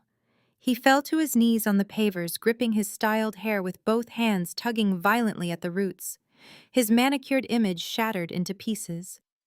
"This is your fault," Bradley screamed, looking up at his warring parents. His voice was raw, grating, and unhinged. "You did this to me." Gregory and Patricia stopped their shouting match, turning to stare at their golden child as he unraveled on the ground. "You demanded absolute perfection," Bradley sobbed. "You paraded me around this stupid country club since I was a child. You told me I had to be the smartest, the most successful man in the room. You never let me fail. You never let me be anything less than a corporate god. Do you know what kind of pressure that is? Do you have any idea what it costs to keep up with your expectations? I had to place those bets. I needed massive payouts to afford the lifestyle you forced upon me. When I lost, I had to borrow. When I could not pay the loan sharks, I had to take the client funds. You built me to be a monster, and now you act surprised that I bit you." Patricia looked at her son in horror. "Bradley, sweetheart, stop talking. You are in shock." "I am broke," Bradley yelled. "I am a criminal. I am going to federal prison because you two sociopaths could not handle having a normal son. You pushed me into the fire and now you complain about the smoke." Bradley stopped thrashing. His panicked eyes darted away from his parents and locked onto Jasmine. She was standing next to her father, watching the pathetic display with cold detachment. A spark of desperate hope ignited in his eyes. He scrambled to his feet, stumbling forward until he was just inches away from his former bride. "Jasmine, please," Bradley begged. "You have to help me. You are an assistant district attorney. You know the federal prosecutors. You know the judges. Your father is a federal judge. You can make this go away. You can talk to them. Tell them it was a misunderstanding. Tell them I was holding the money for a client. We can still get married. We can still have our perfect life. Just use your power to fix this." Jasmine looked at the man she almost pledged her life to. She did not see a partner. She did not see a formidable corporate titan. She saw a sniveling boy begging a woman to clean up the catastrophic mess he made. She slowly raised her left hand. The brilliant diamond engagement ring sparkled in the sun, a symbol of a fraudulent promise. Bradley watched her hand, a pathetic smile of hope forming on his lips. He thought she was going to comfort him. He thought his charm was going to work. Jasmine reached over and pinched the cold metal band. With an effortless motion, she slid the $30,000 ring off her finger. She did not say a single word. She did not yell or cry. She simply stepped forward, holding the ring over the half-full crystal champagne glass sitting on the cocktail table. She released her grip. The heavy diamond dropped down into the golden liquid, sinking immediately to the bottom. The heavy diamond hit the bottom of the crystal flute with a sharp, resonant clink that echoed across the stunned patio. The golden champagne bubbled around the submerged ring, a visual metaphor for his drowning financial reality. Bradley stared at the glass, his mouth opening and closing like a suffocating fish. He looked up at Jasmine, his eyes silently pleading for a reprieve that was never going to come. Jasmine ignored him. She turned her back on her former fiancé and faced the gathered crowd. The bridesmaids, draped in identical blush silk gowns, stood frozen in absolute horror. The groomsmen, wealthy frat brothers, and corporate climbers who had spent the entire morning drinking expensive scotch and toasting to Bradley and his success were completely silent. "Please excuse the interruption," Jasmine announced, her voice projecting with the practiced, commanding resonance of a seasoned courtroom litigator. "There will be no ceremony today. The wedding is officially and permanently canceled. I strongly advise everyone to collect their belongings and leave the premises immediately. Federal law enforcement agents are currently en route, and I highly doubt any of you want to be caught in the crossfire of a federal raid." A collective gasp ripped through the crowd. Several of the groomsmen exchanged panicked glances before quietly stepping backward, eagerly distancing themselves from the toxic epicenter of the patio. The bridesmaids hurriedly gathered their expensive clutches, their eyes darting between the devastated groom and the terrifyingly calm bride. The mass exodus began instantly. The elite society guests who had arrived expecting a lavish celebration of wealth and status were now fleeing the country club as if the manicured lawn was actively on fire. Bradley reached out his trembling fingers, hovering inches from Jasmine and her immaculate white gown. "Jasmine, wait," he pleaded, his voice cracking into a pathetic whine. "You cannot just leave me here. We are partners. We are supposed to be a team. You are an assistant district attorney. You know the law. You can protect me." Jasmine pivoted sharply on her heels. The flowing fabric of her bridal gown whipped around her ankles. The soft, loving expression she had worn for the past 2 years was entirely gone. In its place was the cold, calculating mask of a ruthless federal prosecutor staring down a guilty defendant. "Do not ever speak to me about the law," Jasmine stated, her tone dropping temperature until it was absolute ice. "You do not understand the law, Bradley. You understand grift. You understand entitlement. You thought you could use my name, my credentials, and my father and his immaculate judicial reputation as a shield for your pathetic amateur criminal enterprise. You thought I was a naive trophy wife who would simply smile and look pretty while you laundered stolen client funds through shell companies registered to my home address." Bradley visibly recoiled. He raised his hands defensively, shaking his head in frantic denial. "I was going to put it back," he stammered, sweat pouring down his pale face. "It was just a temporary bridge loan to cover the bad sports bets. I had a massive corporate bonus coming next quarter. I was going to replace every single cent before anyone even noticed." Jasmine stepped closer, invading his personal space. Her height combined with her commanding presence made Bradley look like a shrinking, terrified child. "There is no such thing as a temporary bridge loan when you are stealing from your own wealth management clients," Jasmine corrected, her voice slicing through the air like a scalpel. "You committed wire fraud the exact second you transferred those funds across state lines. That is a federal offense under Title 18, Section 1343 of the United States Code. Each separate wire transfer carries a maximum penalty of 20 years in federal prison. And according to Camille, you made over 40 distinct transfers." Bradley choked on a sob, his eyes darting frantically around the emptying patio, looking for an exit that did not exist. "But you did not stop there." Jasmine continued, her verbal assault completely relentless. "You registered the fraudulent Vanguard Dummy Corporation using my social security number. That constitutes aggravated identity theft under Section 1028A. That carries a mandatory consecutive 2-year prison sentence. You cannot plea bargain out of it. You cannot charm your way past it. The judge must add those 2 years to whatever sentence you receive for the wire fraud." Patricia, still recovering from her vicious screaming match with Gregory, let out a loud, dramatic wail. She tried to rush forward to shield her son, but Gregory grabbed her arm, yanking her back with surprising force. The ruined patriarch finally understood that interfering with a federal prosecutor was a guaranteed path to sharing a prison cell with his son. "You laundered the stolen money to pay off illegal gambling syndicates," Jasmine stated, ticking the charges off on her manicured fingers. "Money laundering, conspiracy to commit wire fraud, bank fraud. You are looking at a 10-count federal indictment, Bradley. Even if you secure the best defense attorney in the state, which you absolutely cannot afford, because Camille currently owns every asset tied to your name, the federal sentencing guidelines dictate a minimum of 12 to 15 years in a maximum security facility." Bradley sank to the ground, his tuxedo pants soaking up the spilled champagne pooling on the stone patio. He covered his ears with his hands, desperately trying to block out the horrific reality of his immediate future. He was entirely broken, a shattered golden child, facing the devastating consequences of a lifetime of unchecked entitlement. Jasmine looked down at him with an expression of pure, unadulterated disgust. She had completely dismantled his entire life in less than 3 minutes, using nothing but her intellect and her encyclopedic knowledge of the federal penal code. Jasmine turned to Camille. "You have the master files for the shell company." Camille handed her a secondary flash drive. "Everything you need to claim immunity." Jasmine closed her fingers around the metallic flash drive, slipping it into the hidden pocket of her custom bridal gown. She offered no final word of sympathy or dramatic farewell. She simply turned her back on the ruined groom, linked her arm through her father's elbow, and walked toward the exit.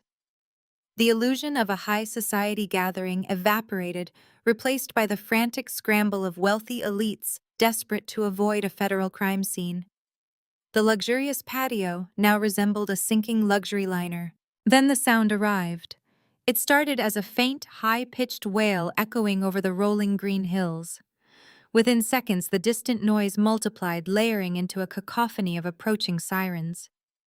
The authorities were no longer a theoretical threat. They were speeding down the main thoroughfare, tires screeching against the asphalt as they approached the exclusive gated entrance. The piercing sounds cut through the crisp afternoon air, paralyzing the stragglers who had not reached their vehicles. Flashing red and blue lights began to reflect off the polished windows of the grand lobby, casting long, erratic shadows across the stone pavers. Gregory stared at the flashing lights illuminating the driveway. His shoulders sagged, his chest heaving as the reality of his total ruin settled over him. He looked at his wife, whose face was stained with mascara and twisted in panic. He looked at his son, kneeling in a puddle of spilled champagne, staring blankly at the diamond. Gregory made his choice. Without a single word, the former patriarch turned his back on his wife and his heir. He adjusted his suit jacket, straightened his tie, and walked slowly toward the side entrance of the clubhouse. He was abandoning the sinking ship, hopelessly trying to salvage whatever microscopic shred of dignity he had left. Patricia watched her husband walk away, her mouth opening in a silent scream. She reached a hand out toward his retreating back, but her legs refused to carry her forward. She was completely stranded. Her stolen offshore accounts were exposed. Her husband was leaving her to face the music alone. Her precious son was utterly catatonic, incapable of formulating a coherent sentence. The deafening roar of the sirens reached a crescendo as a convoy of black tactical vehicles and marked police cruisers swarmed the driveway. Armed federal agents began pouring out of the vehicles, their radios squawking loudly as they secured the perimeter. Panic consumed Patricia entirely. Her breathing became rapid and shallow. Her eyes darted wildly around the patio, searching for any escape route, any hidden savior. Her frantic gaze finally locked onto me. I stood perfectly still, watching the tactical teams advance through the lobby doors. I felt absolutely nothing for the woman hyperventilating a few feet away. No pity, no lingering affection, no sudden urge to protect my blood. Patricia scrambled forward. Her expensive heels caught on the uneven stone, and she crashed down onto her knees directly in front of me. The rough pavers scraped her bare skin, but she did not flinch. She grabbed the hem of my tailored trousers, her manicured fingers clutching the fabric with a desperate, crushing grip. "Camille, please," she sobbed, looking up at me with a face completely stripped of its usual arrogance and malice. "You have to stop this. You have to do something. You own that private equity firm. You have millions of dollars. You have money. You can buy the cops off. Please, he's your brother. You can make this entire investigation disappear." I stared down at the pathetic figure, weeping at my feet. The woman who had spent my childhood mocking my appearance, criticizing my intelligence, and praising my brother's mediocre achievements was now literally begging for her survival.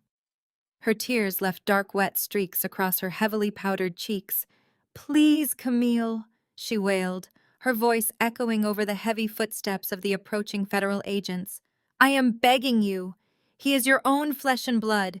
You cannot just stand there and let them take him away. Save us! I did not move a single inch. I did not attempt to step away from her desperate grasp. I simply looked down into her terrified eyes, maintaining the exact same cold professional detachment I used during hostile corporate takeovers. The federal agents burst onto the patio, their tactical boots hitting the stone pavers with heavy synchronized thuds. They immediately spotted Bradley kneeling on the ground and began moving rapidly toward him, barking loud, authoritative commands that drowned out the background noise of the idling police cruisers. Patricia screamed again, a raw, primal sound shaking my legs frantically as she begged for a miraculous financial intervention. I calmly unclasped the elegant gold hardware of my designer leather purse. The crisp sound of the lock snapping open cut through Patricia's hysterical sobbing. Her crying hitched a tiny spark of desperate, pathetic hope flashing across her tear-stained face. She genuinely believed her begging had worked. She truly thought the daughter she had emotionally terrorized for decades was reaching into her bag to produce a magical checkbook, a powerful contact, or a massive stack of cash to bribe the incoming tactical team. She waited, holding her breath, staring at my hands with wide, hungry eyes as the federal agents firmly grabbed Bradley by his shoulders. I reached inside the silk-lined interior of my purse. My manicured fingers bypassed the platinum credit cards and the heavy corporate checkbook.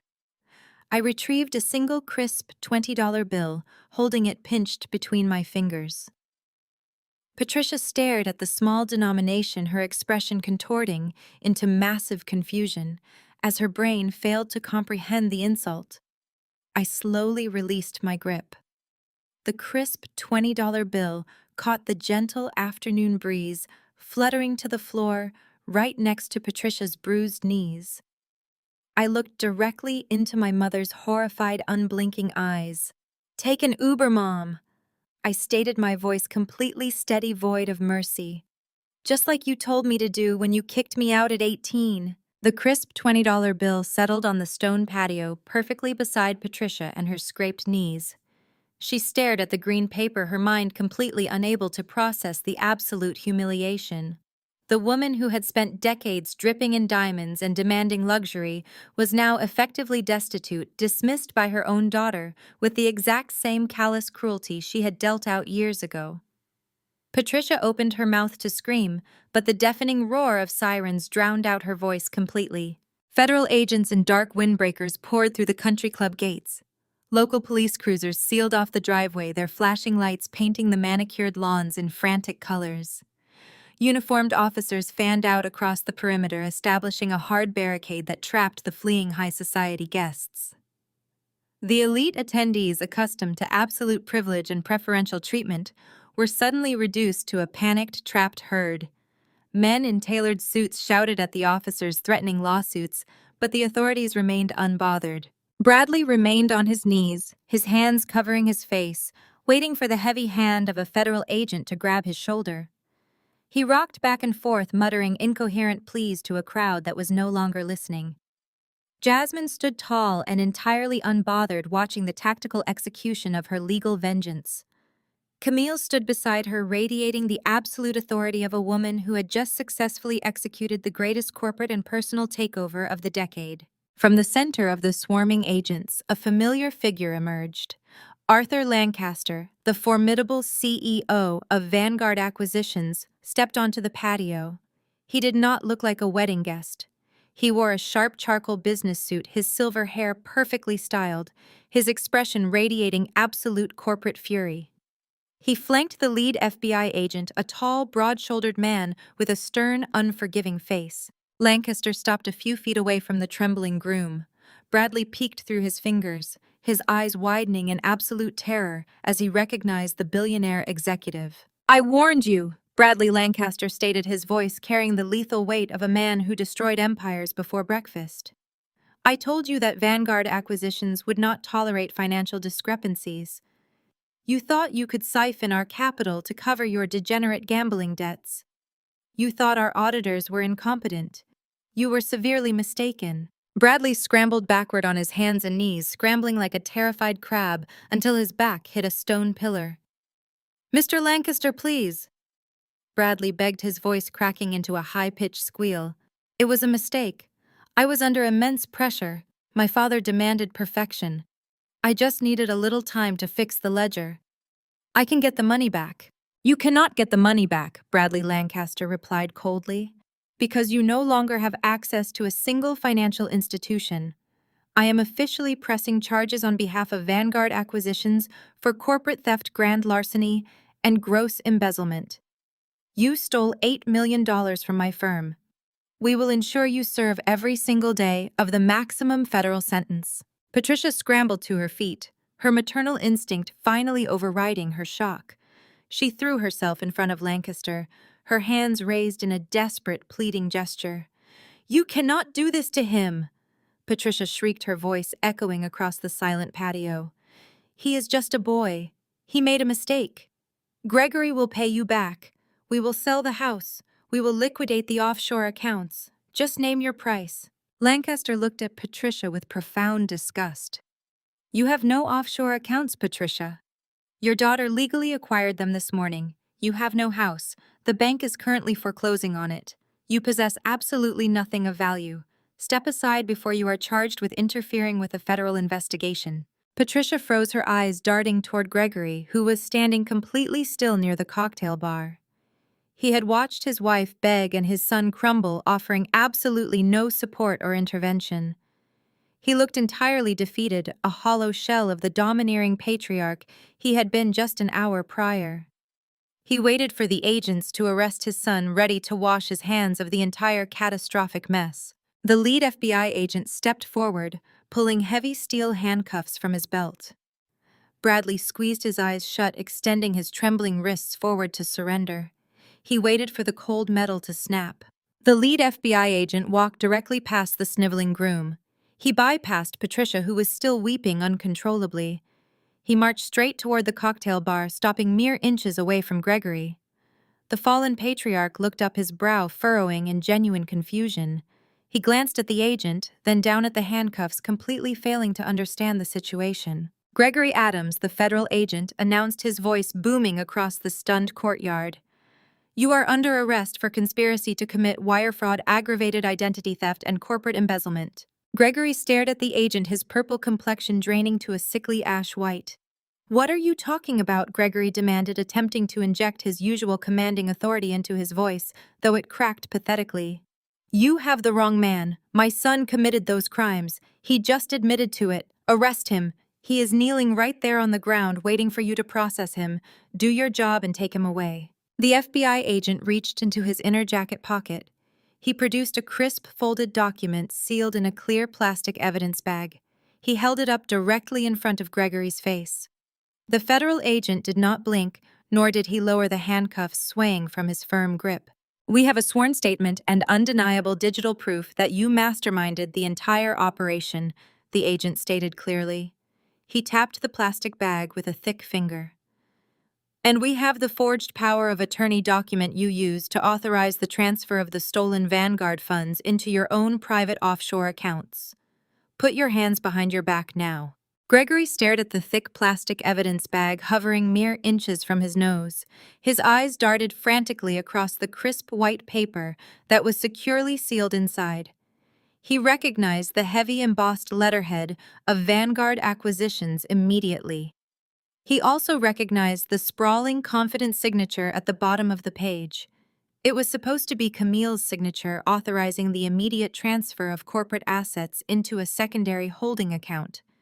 He had executed the meticulous forgery, perfectly practicing her handwriting for 3 weeks. He had mailed the physical document to Delaware to bypass the digital security protocols Camille had established in New York. "You are deeply mistaken," Gregory sputtered, taking a clumsy step backward. "That document was prepared by my legal team. It is a standard corporate authorization form. My daughter signed it voluntarily to consolidate our family assets. She is simply throwing a tantrum." The lead federal agent did not lower the evidence bag. He stepped forward, matching Gregory's retreat, closing the physical distance to assert absolute dominance. "Your daughter did not sign this document." "Mr. Adams," the agent stated, his voice a deep, resonant baritone, "we have already acquired sworn affidavits from the Vanguard corporate notary. We also secured the security footage from your private country club office.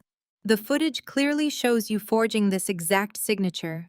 You handed it directly to a courier. Gregory felt the blood drain completely from his face. The crushing weight of his catastrophic miscalculation finally crashed down upon his shoulders. He had assumed the country club security cameras were strictly for monitoring the staff.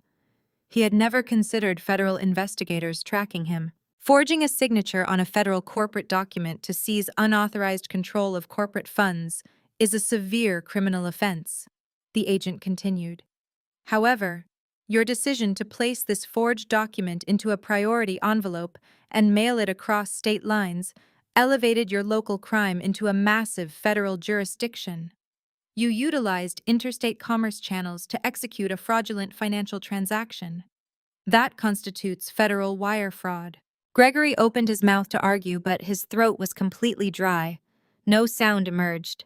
He looked wildly at Arthur Lancaster, hoping the billionaire executive might somehow intervene, but Lancaster merely watched him with an expression of icy disgust. Each count of federal wire fraud carries a maximum penalty of 20 years, the agent explained, keeping his eyes locked onto Gregory. You bypassed the digital security firewalls and directly targeted a federally insured institution. You also utilized the stolen funds to secure personal offshore accounts, which triggered the Internal Revenue Service. You left a massive paper trail leading directly back to your personal home address.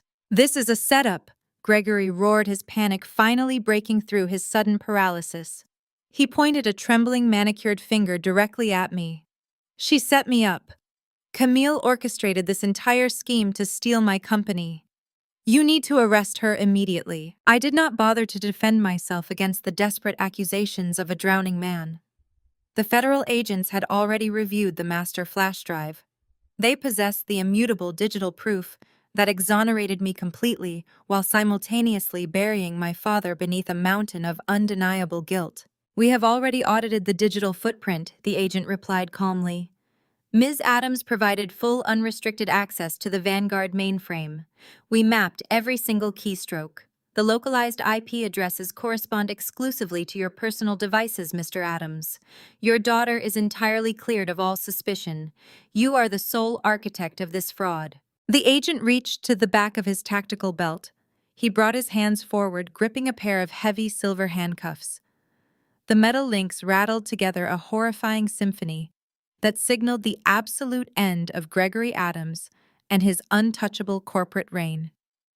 Put your hands behind your back, the agent commanded, stepping into Gregory's personal space and reaching for his right arm. Gregory recoiled violently, his mind fracturing under the impending reality of federal prison. He spun around, his frantic eyes landing on his son. Bradley was still kneeling on the wet stone, staring blankly at the champagne flute, entirely broken by Jasmine's ruthless verbal execution. Bradley Gregory shouted, his voice high and shrill with absolute terror. He lunged toward his son. Bradley, you have to help me. Tell them you did it. Tell them you forged the document to cover your gambling debts. Patricia gasped, clapping her hands over her mouth as she watched her husband actively attempt to sacrifice their golden child to save his own skin. You are young, Bradley Gregory pleaded, dropping to his knees beside his son and grabbing his shoulders. You can survive a few years in a minimum security camp. I am too old. The stress will kill me. I built this entire empire for you. You owe me this. Tell the federal agents that you forged my signature. Tell them I had absolutely no knowledge of the corporate transfer. Take the fall for me, son, please. Gregory shook his son, his fingers digging desperately into the fine fabric of Bradley's ruined tuxedo jacket. He waited for the obedient, conditioned response he had spent decades cultivating. He waited for his golden child to absorb the blame. Bradley slowly lifted his head. His eyes were completely hollow, entirely stripped of the arrogant, entitled spark that had defined his entire existence. He looked directly into his father's terrified, pleading eyes. He saw the cowardice, the pathetic desperation, and the ultimate betrayal of a man who would gladly feed his own son to the wolves to preserve his comfort. Bradley did not nod. He did not agree. He did not utter a single word of defense or compliance. He simply stared back at his father with an expression of dead, empty silence, letting the heavy, suffocating quiet serve as his final answer. He was going to let his father take the absolute blame, watching the stern federal agent lock the cold steel cuffs around Gregory's wrists to seal his dark fate forever. The heavy steel cuffs clicked shut around Gregory's wrists with a harsh metallic finality. The sound echoed across the stone patio, sealing the destruction of the Adams empire. Gregory gasped for air, his chest heaving under his tailored suit as he glared down at his son. He had demanded absolute loyalty from his family his entire life, but in his most desperate moment, his golden child offered him absolutely nothing. Bradley remained glued to the stone pavers, his eyes vacant, fully surrendering his father to the federal authorities to save whatever remained of his own fractured sanity. A second FBI agent, a tall woman with a severe expression, approached Bradley. She grabbed him by the shoulder of his ruined tuxedo jacket and hauled him roughly to his feet. Bradley offered zero resistance. He stood limp and defeated, extending his trembling hands forward as the agent secured a second pair of handcuffs around his wrists. He was no longer the arrogant corporate titan who had bullied his way through life. He was a pathetic criminal caught in a trap of his own arrogant making. "Move," the lead agent commanded, placing a firm hand on the back of Gregory's neck and steering the disgraced patriarch toward the glass double doors of the country club. The second agent mirrored the action with Bradley. The procession began. Patricia shrieked, scrambling up from the ground where Camille had dropped the $20 bill. She stumbled over the hem of her expensive gown, her high heels clicking frantically against the stone as she chased after the federal agents. "You cannot do this!" Patricia wailed, grabbing at the air behind her husband. "Gregory, tell them to stop! Bradley, say something!" Neither man responded. Gregory marched forward with a rigid, terrifying stiffness, his eyes fixed, dead ahead. He refused to look at the crowds, desperately trying to maintain a crumbling facade of dignity. Bradley kept his head bowed entirely, his chin practically resting on his chest, hiding his face from the intense scrutiny of the country club staff who were now lining the corridors. The federal agents pushed the heavy glass doors open, forcing the father and son directly into the main reception hall. The sheer extravagance of the room served as a grotesque, ironic backdrop to their spectacular downfall. Massive crystal chandeliers cast a warm, romantic glow over dozens of empty tables draped in pristine white silk. Towering centerpieces of rare white orchids and imported roses sat perfectly arranged, paid for with the stolen capital that had just triggered their federal indictments. In the exact center of the room stood the 5-tier wedding cake. It was a masterpiece of culinary architecture adorned with edible gold leaf and delicate sugar flowers. It remained completely untouched. It was a monument to a fraudulent union that would never be consummated. The 200 elite guests who had previously fled the patio in absolute terror were now huddled together along the perimeter of the grand ballroom. They parted like the Red Sea as the federal agents marched Gregory and Bradley straight down the center aisle. The very people Gregory had spent decades trying to impress were now his captive audience. The silence in the grand ballroom was utterly deafening, broken only by the heavy synchronized footsteps of the tactical boots and the frantic echoing clicks of Patricia following close behind. Then the whispering began. It started as a low collective murmur ripping through the crowd of wealthy socialites and corporate executives. The whispers grew louder, toxic, and utterly merciless. Gregory could hear every single word. He heard the harsh judgments about his business practices. He heard the vicious rumors about his impending bankruptcy. He saw the glowing screens of dozens of smartphones held up by his former friends actively recording his humiliating perp walk. His face burned with a flush so dark it looked bruised. He was officially a pariah. His pristine reputation was permanently incinerated. The agents shoved the glass doors open at the front of the clubhouse, dragging Gregory and Bradley out onto the manicured front lawn. The late afternoon sky was overcast, casting a dramatic cinematic gloom over the sprawling estate. The circular driveway was entirely choked with federal vehicles and local police cruisers. The aggressive flashing of red and blue lights illuminated the pristine landscaping, throwing erratic, chaotic shadows across the white pillars of the country club entrance. Arthur Lancaster stood near the valet station, his arms crossed over his chest, watching the criminals being loaded into separate black SUVs. Jasmine stood right beside him, her white bridal gown glowing in the harsh emergency lights. She held her head high, completely devoid of any sorrow or regret. Camille stood a few feet away, her posture relaxed and victorious. The architects of the Addams family ruin were actively watching their masterstroke reach its final brilliant conclusion.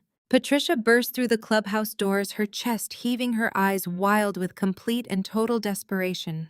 She saw the agents pushing Gregory into the back seat of a dark vehicle. She saw Bradley being shoved into another. Her entire world, her status, her wealth, her identity was being locked behind reinforced steel doors. No! Patricia screamed a raw, guttural sound that tore from the very bottom of her throat. She sprinted across the manicured lawn, abandoning all remaining pretense of high society elegance. She threw her entire body weight toward the lead FBI agent who was currently slamming the heavy door of Gregory's transport vehicle. She reached out her fingers, clawing frantically at the agent's dark windbreaker. "Let them go!" she shrieked, pulling at his shoulder. "You have no right! They are good men! I will sue this entire department into the ground!" The lead FBI agent spun around, grabbing Patricia by the wrist and shoving her backward. "Ma'am, if you dare touch me again, you will be arrested for obstruction of justice. Do not test my patience." Patricia froze now, left standing completely alone on the manicured front lawn. The heavy black SUVs merged seamlessly into the outbound traffic of the exclusive gated community, disappearing beyond the tall iron gates. Patricia stood paralyzed on the perfectly manicured grass. The flashing red and blue lights faded into the distance, taking her husband, her son, and her entire identity with them. The crisp afternoon wind suddenly felt biting, cutting through the thin silk of her designer gown. She looked around the vast circular cobblestone driveway. The elite guests, her supposed friends and high society peers, were scattering like frightened insects. Valets sprinted across the pavement, retrieving luxury sedans and sports cars for people desperate to distance themselves from the catastrophic Addams family scandal. Nobody offered Patricia a single sympathetic glance. Nobody offered her a safe ride. She was completely radioactive. A sharp clearing of a throat shattered her isolation. Patricia spun around. Mr. Sterling, the general manager of the exclusive country club, stood on the edge of the stone patio. His posture was impeccably straight, his dark suit flawless, but his expression lacked the obsequious warmth he had displayed when she booked the venue 6 months ago. He held a leather-bound folio firmly in his right hand. He did not look like a man offering condolences. He looked like a man collecting a massive debt. Patricia adjusted her posture desperately, trying to summon the haughty matriarch persona that had shielded her for decades. She smoothed the front of her dress and marched toward him. "Mr. Sterling." Patricia snapped, her voice trembling slightly. "This is an absolute outrage. I expect the club to issue a formal apology for allowing federal agents to disrupt my son's wedding." Mr. Sterling did not flinch. He did not offer a polite apology. He simply opened the leather folio. "Mrs. Addams, I am afraid we have a much more pressing matter to discuss. The federal authorities have informed our financial department that all assets associated with your husband, your son, and your family trust have been frozen immediately." Patricia blinked, the terrifying words washing over her without fully registering. "Frozen. That is a temporary bureaucratic error. Gregory will have his lawyers sorted out by tomorrow morning. Just put the reception charges on our standard tab." "I cannot do that, Mrs. Addams." Sterling replied, his voice dropping to a cold clinical register. "Every credit card on file for your account has just been completely declined. The Vanguard corporate accounts you provided as secondary backing are locked under federal mandate. You signed the primary venue contract for this exclusive event. That makes you personally liable for the outstanding balance." He turned the folio around and extended it toward her. Patricia looked down at the crisp white invoice. The bold black numbers at the bottom of the page seemed to burn into her retinas. $150,000. This is totally absurd, Patricia gasped, her hands shaking as she flatly refused to take the folio. The wedding did not even happen. The cake is untouched. Half the guests are fleeing. You cannot possibly expect me to pay full price for a ruined event. You reserved the entire clubhouse, ordered premium imported catering for 200 people, and demanded an open bar featuring top-tier vintage champagne sterling, stated his customer service patience entirely evaporated. The services were fully rendered. The club requires immediate payment.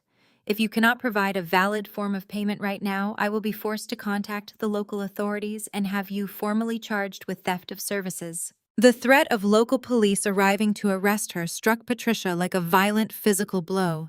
She scrambled to open her diamond-encrusted clutch, her manicured fingers slipping frantically against the heavy clasp. She pulled out a shiny platinum credit card and shoved it directly at Sterling. "Try this one. It is my private personal account."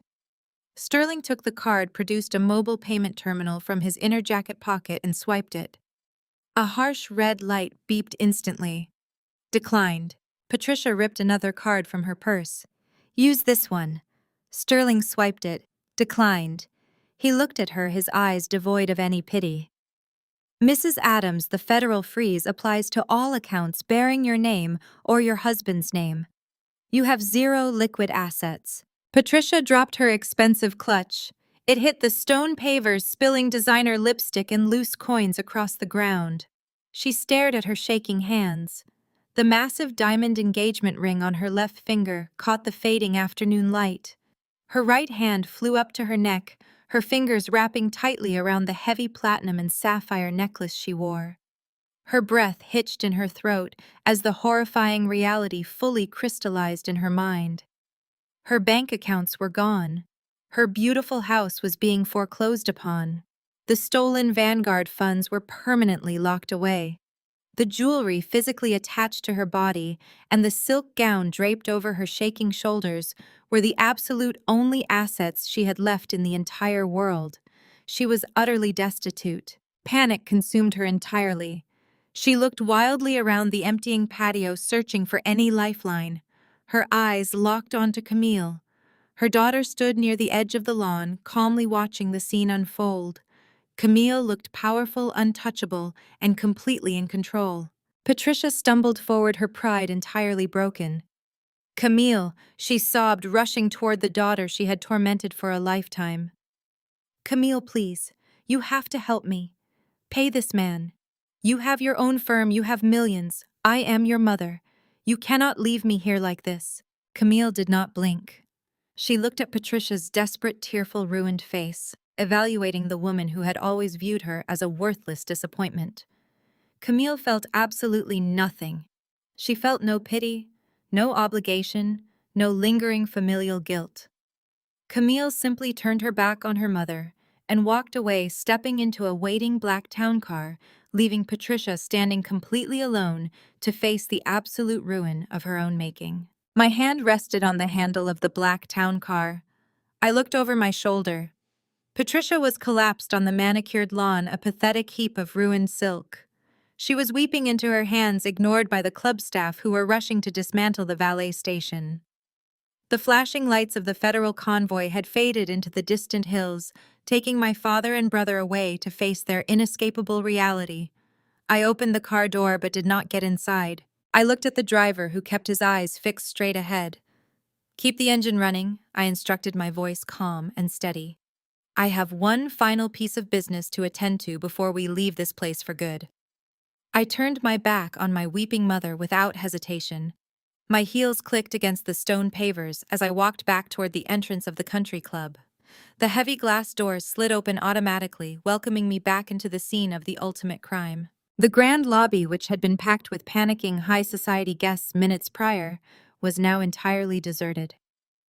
Discarded cocktail napkins, dropped clutch purses, and spilled champagne stained the polished marble floors. A few shell-shocked employees were quietly sweeping up the debris, moving like ghosts through the opulent corridors. They stepped aside as I passed. I bypassed the cloakroom and pushed through the doors into the reception hall. The sheer scale of the room was breathtaking, rendered even more dramatic by its total abandonment. 200 empty chairs sat pushed back from dozens of pristine tables. Towering floral centerpieces of rare orchids bloomed pointlessly under the glowing crystal chandeliers. In the exact center of the room, the 5-tier wedding cake stood completely untouched, a monument to a fraudulent empire that had collapsed before the first slice could be served. I ignored the head table at the front. I ignored the VIP seating arranged around the polished wooden dance floor. Instead, I walked straight to the very back of the massive ballroom. I navigated through the labyrinth of empty tables until I reached the shadows near the swinging metal kitchen doors. Table 14. This was where Patricia had placed me. This was the exact spot where she had intended to hide her greatest disappointment from her wealthy friends. It was a table shoved behind a thick pillar guaranteeing a blocked view of the stage and the dance floor. It was the ultimate insult, a physical manifestation of my entire childhood. I pulled out the cheap folding chair and sat down. I placed my designer purse on the white tablecloth and folded my hands over my lap. The silence in the ballroom was absolute, a suffocating quiet that contrasted with the deafening roar of the sirens that had just carried my family away.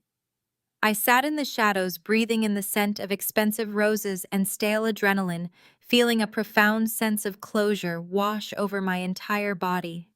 The empire was dismantled. The ledger was finally balanced forever.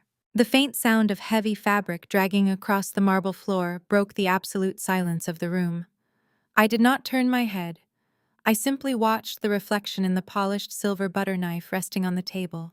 Jasmine emerged from the dark corridor. She was still wearing her custom beaded bridal gown. The long train swept behind her like a regal cape, brushing aside fallen petals and abandoned event programs as she walked down the center aisle. She moved with the deliberate grace of a conquering queen, surveying her newly acquired territory. Her intricate updo had loosened slightly, allowing dark tendrils of hair to frame her beautiful face, but her dark eyes blazed with triumphant fire. The metallic flash drive, the ultimate weapon that had flawlessly executed the Vanguard corporate takeover, was safely secured somewhere within that stunning dress. She spotted me sitting quietly in the back corner. A slow, brilliant smile spread across her face. Jasmine bypassed the head table entirely. She dragged her heavy silk skirt through the maze of abandoned chairs and walked directly toward table 14. She pulled out the chair next to mine and sat down.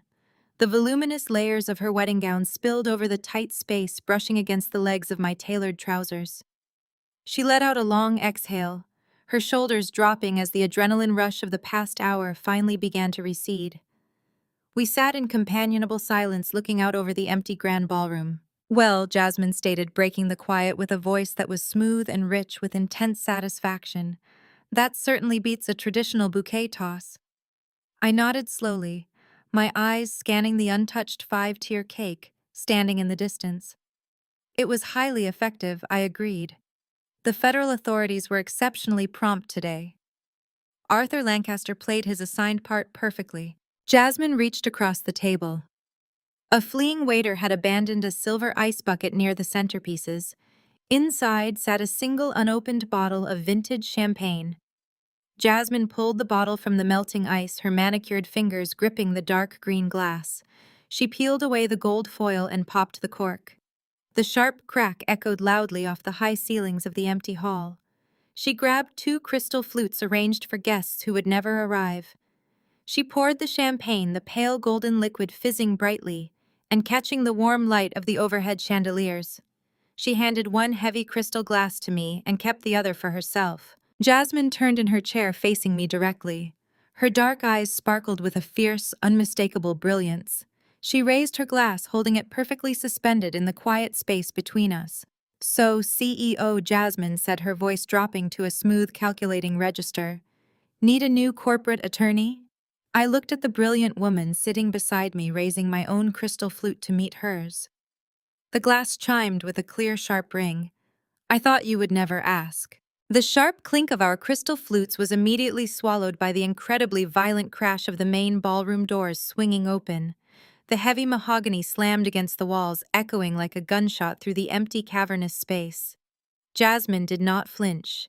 She simply took a slow sip of her vintage champagne, her dark eyes tracking the chaotic figure stumbling down the center aisle. Patricia was practically unrecognizable.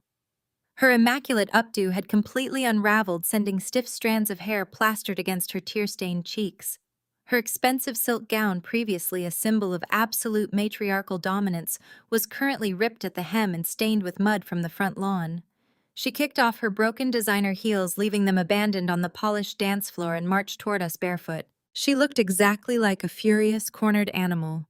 Her trembling hands curled into intensely tight fists at her sides. The initial shock of her husband and son being hauled away in federal vehicles had clearly morphed into raw, concentrated rage.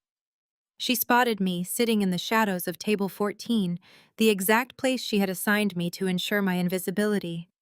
Seeing me casually drinking champagne with the bride who had just orchestrated her family's total annihilation pushed her over the edge. Patricia lunged toward our table, slamming her palms down flat against the white linen tablecloth. The force rattled the silverware and sent a slight tremor through our crystal glasses. She glared at me, her chest heaving, her eyes wild and bloodshot. "You actually think this is over?" Patricia hissed, her voice a terribly toxic, venomous whisper that carried effortlessly through the quiet, utterly silent room. "You think you have won because you handed a few altered documents to the authorities. You think you can just walk into my world, destroy my husband, ruin my beautiful son, and sit here drinking my champagne." I set my glass down gently, matching her furious glare with absolute unbreakable calm. "It is Vanguard Acquisitions champagne, Mom," I corrected her, keeping my tone entirely conversational. "Since your accounts are frozen, your tab was declined. I bought the venue out for the remainder of the evening." It seemed like the polite thing to do. Patricia let out a loud, guttural scream of pure, unfiltered frustration. She violently swept her right arm across the table, desperately attempting to knock the silver ice bucket to the floor. Jasmine moved faster, pulling the bucket smoothly out of reach with a quiet, mocking smile. Patricia ignored the bride completely, locking her furious gaze solely on me. "I am going to destroy you, Camille," Patricia snarled, pointing a trembling finger inches from my face. "I will sue you for everything you are worth. I will drag Vanguard Acquisitions through a decade of brutal litigation. I will expose you as a vindictive, lying sociopath. I will ensure no corporate board ever allows you to step foot in a boardroom again. You have completely underestimated who you are dealing with. I am Patricia Adams.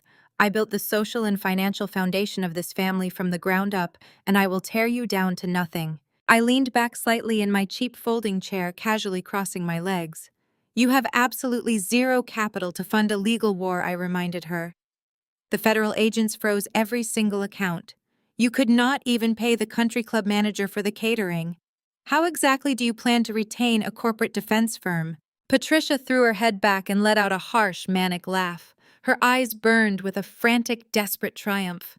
"You really think you thought of everything?" she taunted, leaning across the table again. "You think capturing Gregory and Bradley takes all my power away? You forgot one massive detail, Camille. I still own the Beacon Hill mansion." She slammed her hand on the table again for emphasis. "It is solely in my name," Patricia declared, her voice rising in pitch. The primary estate was shielded from Gregory's business accounts, specifically for situations like this. It is a historic property worth over $12 million in pure, unadulterated equity. I will list it tomorrow morning. I will liquidate the entire estate for hard cash. I will hire the most vicious, ruthless legal team in the country, and I will use my $12 million to personally bankrupt you and your precious firm. I will make sure you rot in a federal cell right next to your father." Jasmine let out a soft, amused sigh, tracing the rim of her champagne flute with one finger. She looked at me, raising an eyebrow in silent question. I gave her a small nod. Patricia was entirely predictable. She had always relied on the sheer volume of her wealth to bully her way out of any consequence, completely blind to the fact that her foundation was already gone. "You are going to regret the day you were born," Patricia spat, her voice dropping back to a lethal whisper. "I am going to sell the house, Camille. I will sell it, and I will crush you." I did not raise my voice. I did not match her frantic, desperate energy. I simply reached a calm hand toward my designer leather clutch resting on the table. I unclasped the gold hardware, the sharp snap cutting through my mother's heavy, ragged breathing. I bypassed the platinum credit cards and my phone. My manicured fingers gripped a thick, folded piece of legal parchment. I pulled the thick document from my purse and laid it entirely flat on the white tablecloth. Patricia stared at the paper, her brow furrowing in deep confusion. The venomous fire in her eyes flickered, replaced by a sudden creeping dread. She instantly recognized the heavy legal paper, the formal notarized seals, and the bold blue ink of the state registrar. I placed my fingertips on the edge of the document and slowly slid it across the smooth white linen table directly toward her.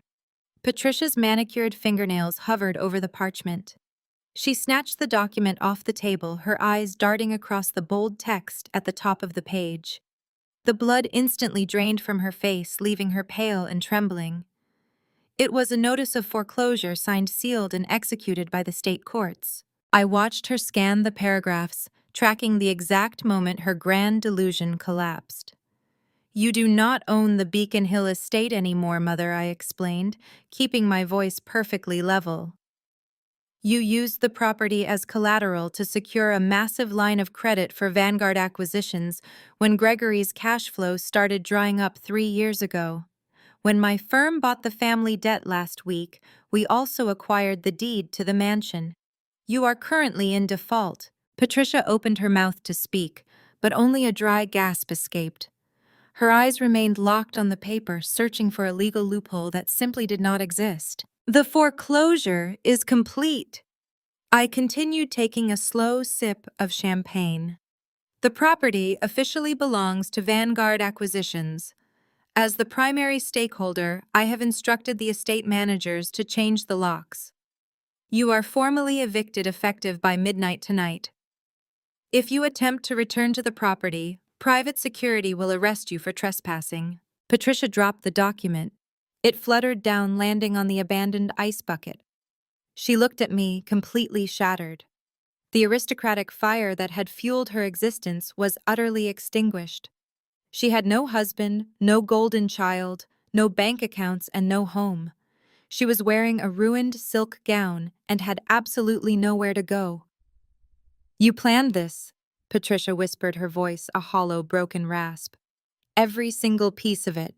I smiled gently, setting my crystal flute down next to the foreclosure notice. "I simply corrected a severe imbalance in the ledger," I replied. "Now, I strongly suggest you leave this country club before Mr. Sterling makes good on his threat to call the local police." Patricia did not scream or throw another tantrum. She simply turned around and walked away. She moved slowly, her bare feet dragging across the polished dance floor, a broken woman disappearing into the fading afternoon shadows of the empty grand ballroom. Jasmine and I sat in silence, watching the heavy mahogany doors swing shut behind her. The toxic era of the Addams family was officially over. 6 months later, the spectacular downfall of the Addams empire was reduced to old news, replaced by the relentless churn of the corporate financial cycle. The federal courts moved with ruthless efficiency. Gregory and Bradley were both found guilty on multiple counts of corporate fraud, embezzlement, and racketeering. They were serving consecutive sentences in a federal correctional facility in upstate New York. Bradley, the former golden child who had never lifted a finger for himself, was assigned to the prison laundry detail. Gregory, stripped of his tailored suits and his terrifying authority, spent his days pacing a concrete cell, entirely forgotten by the high society peers he had spent decades trying to impress. Patricia did not fare much better. Without the Beacon Hill mansion or the stolen family funds, her reality shifted drastically.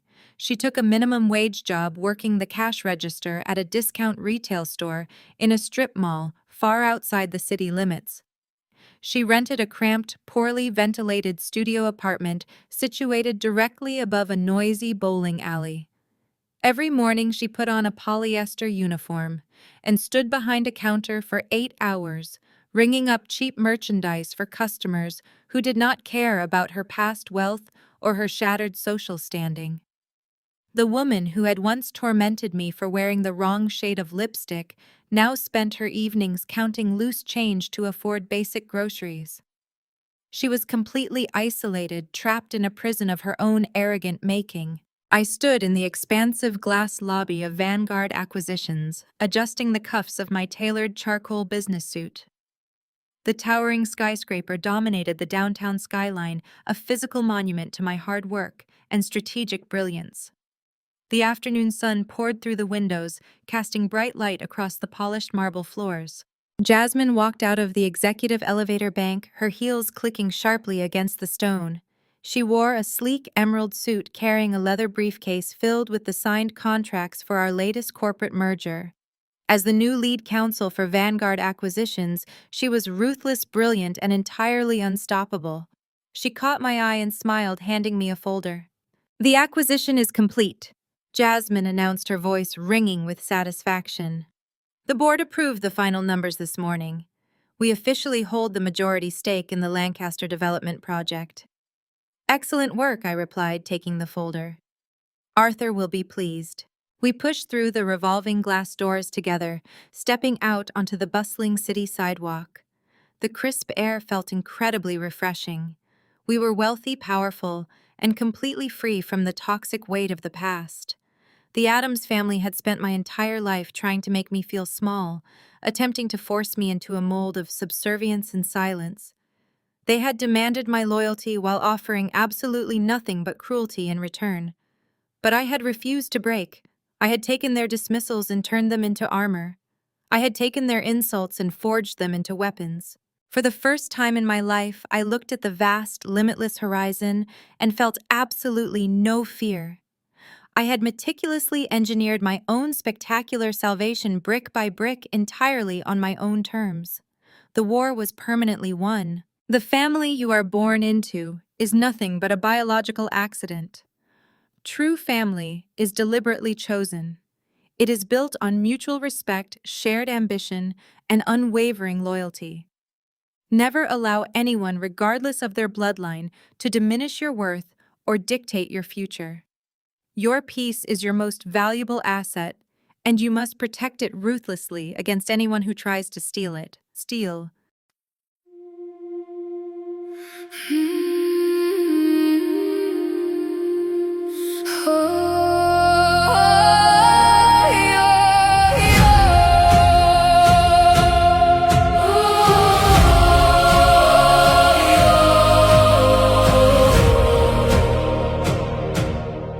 I used to ride upon your shoulders, thinking you could touch the sky. Every road felt less uncertain when I saw the world through your eyes. You were stronger than the mountains, taller than the northern pines. And when the winter winds were coming, you would stand between them and I. Time kept moving like the river, years slipped slowly out to sea. But no matter where life took me, you were always part of me. I am my father's daughter, in every step I take, in every time I choose to stand. When it's easier to break, I carry your courage in my heart, your fire inside my soul. And though the years keep moving on, your love still leads me home.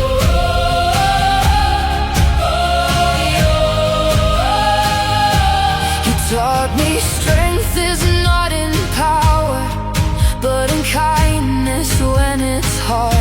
You taught me how to keep on going when the road grows cold and dark.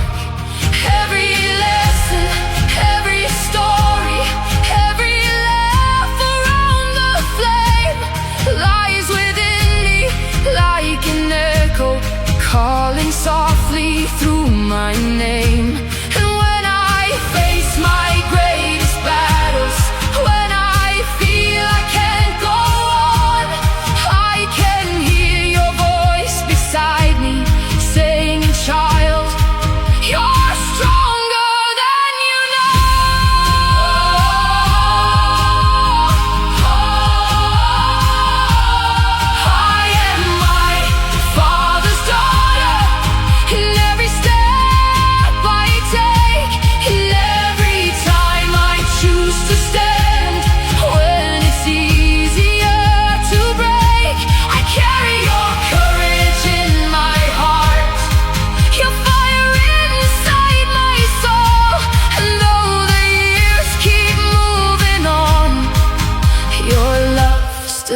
leads me home.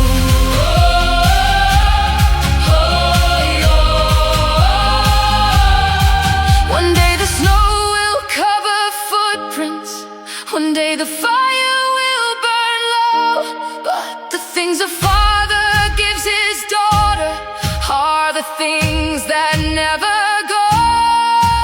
Not the gold or not the stories, not the battles that he won, but the quiet way he loved her and the woman she becomes. I am my father's daughter, and I always will remain. Through every triumph, every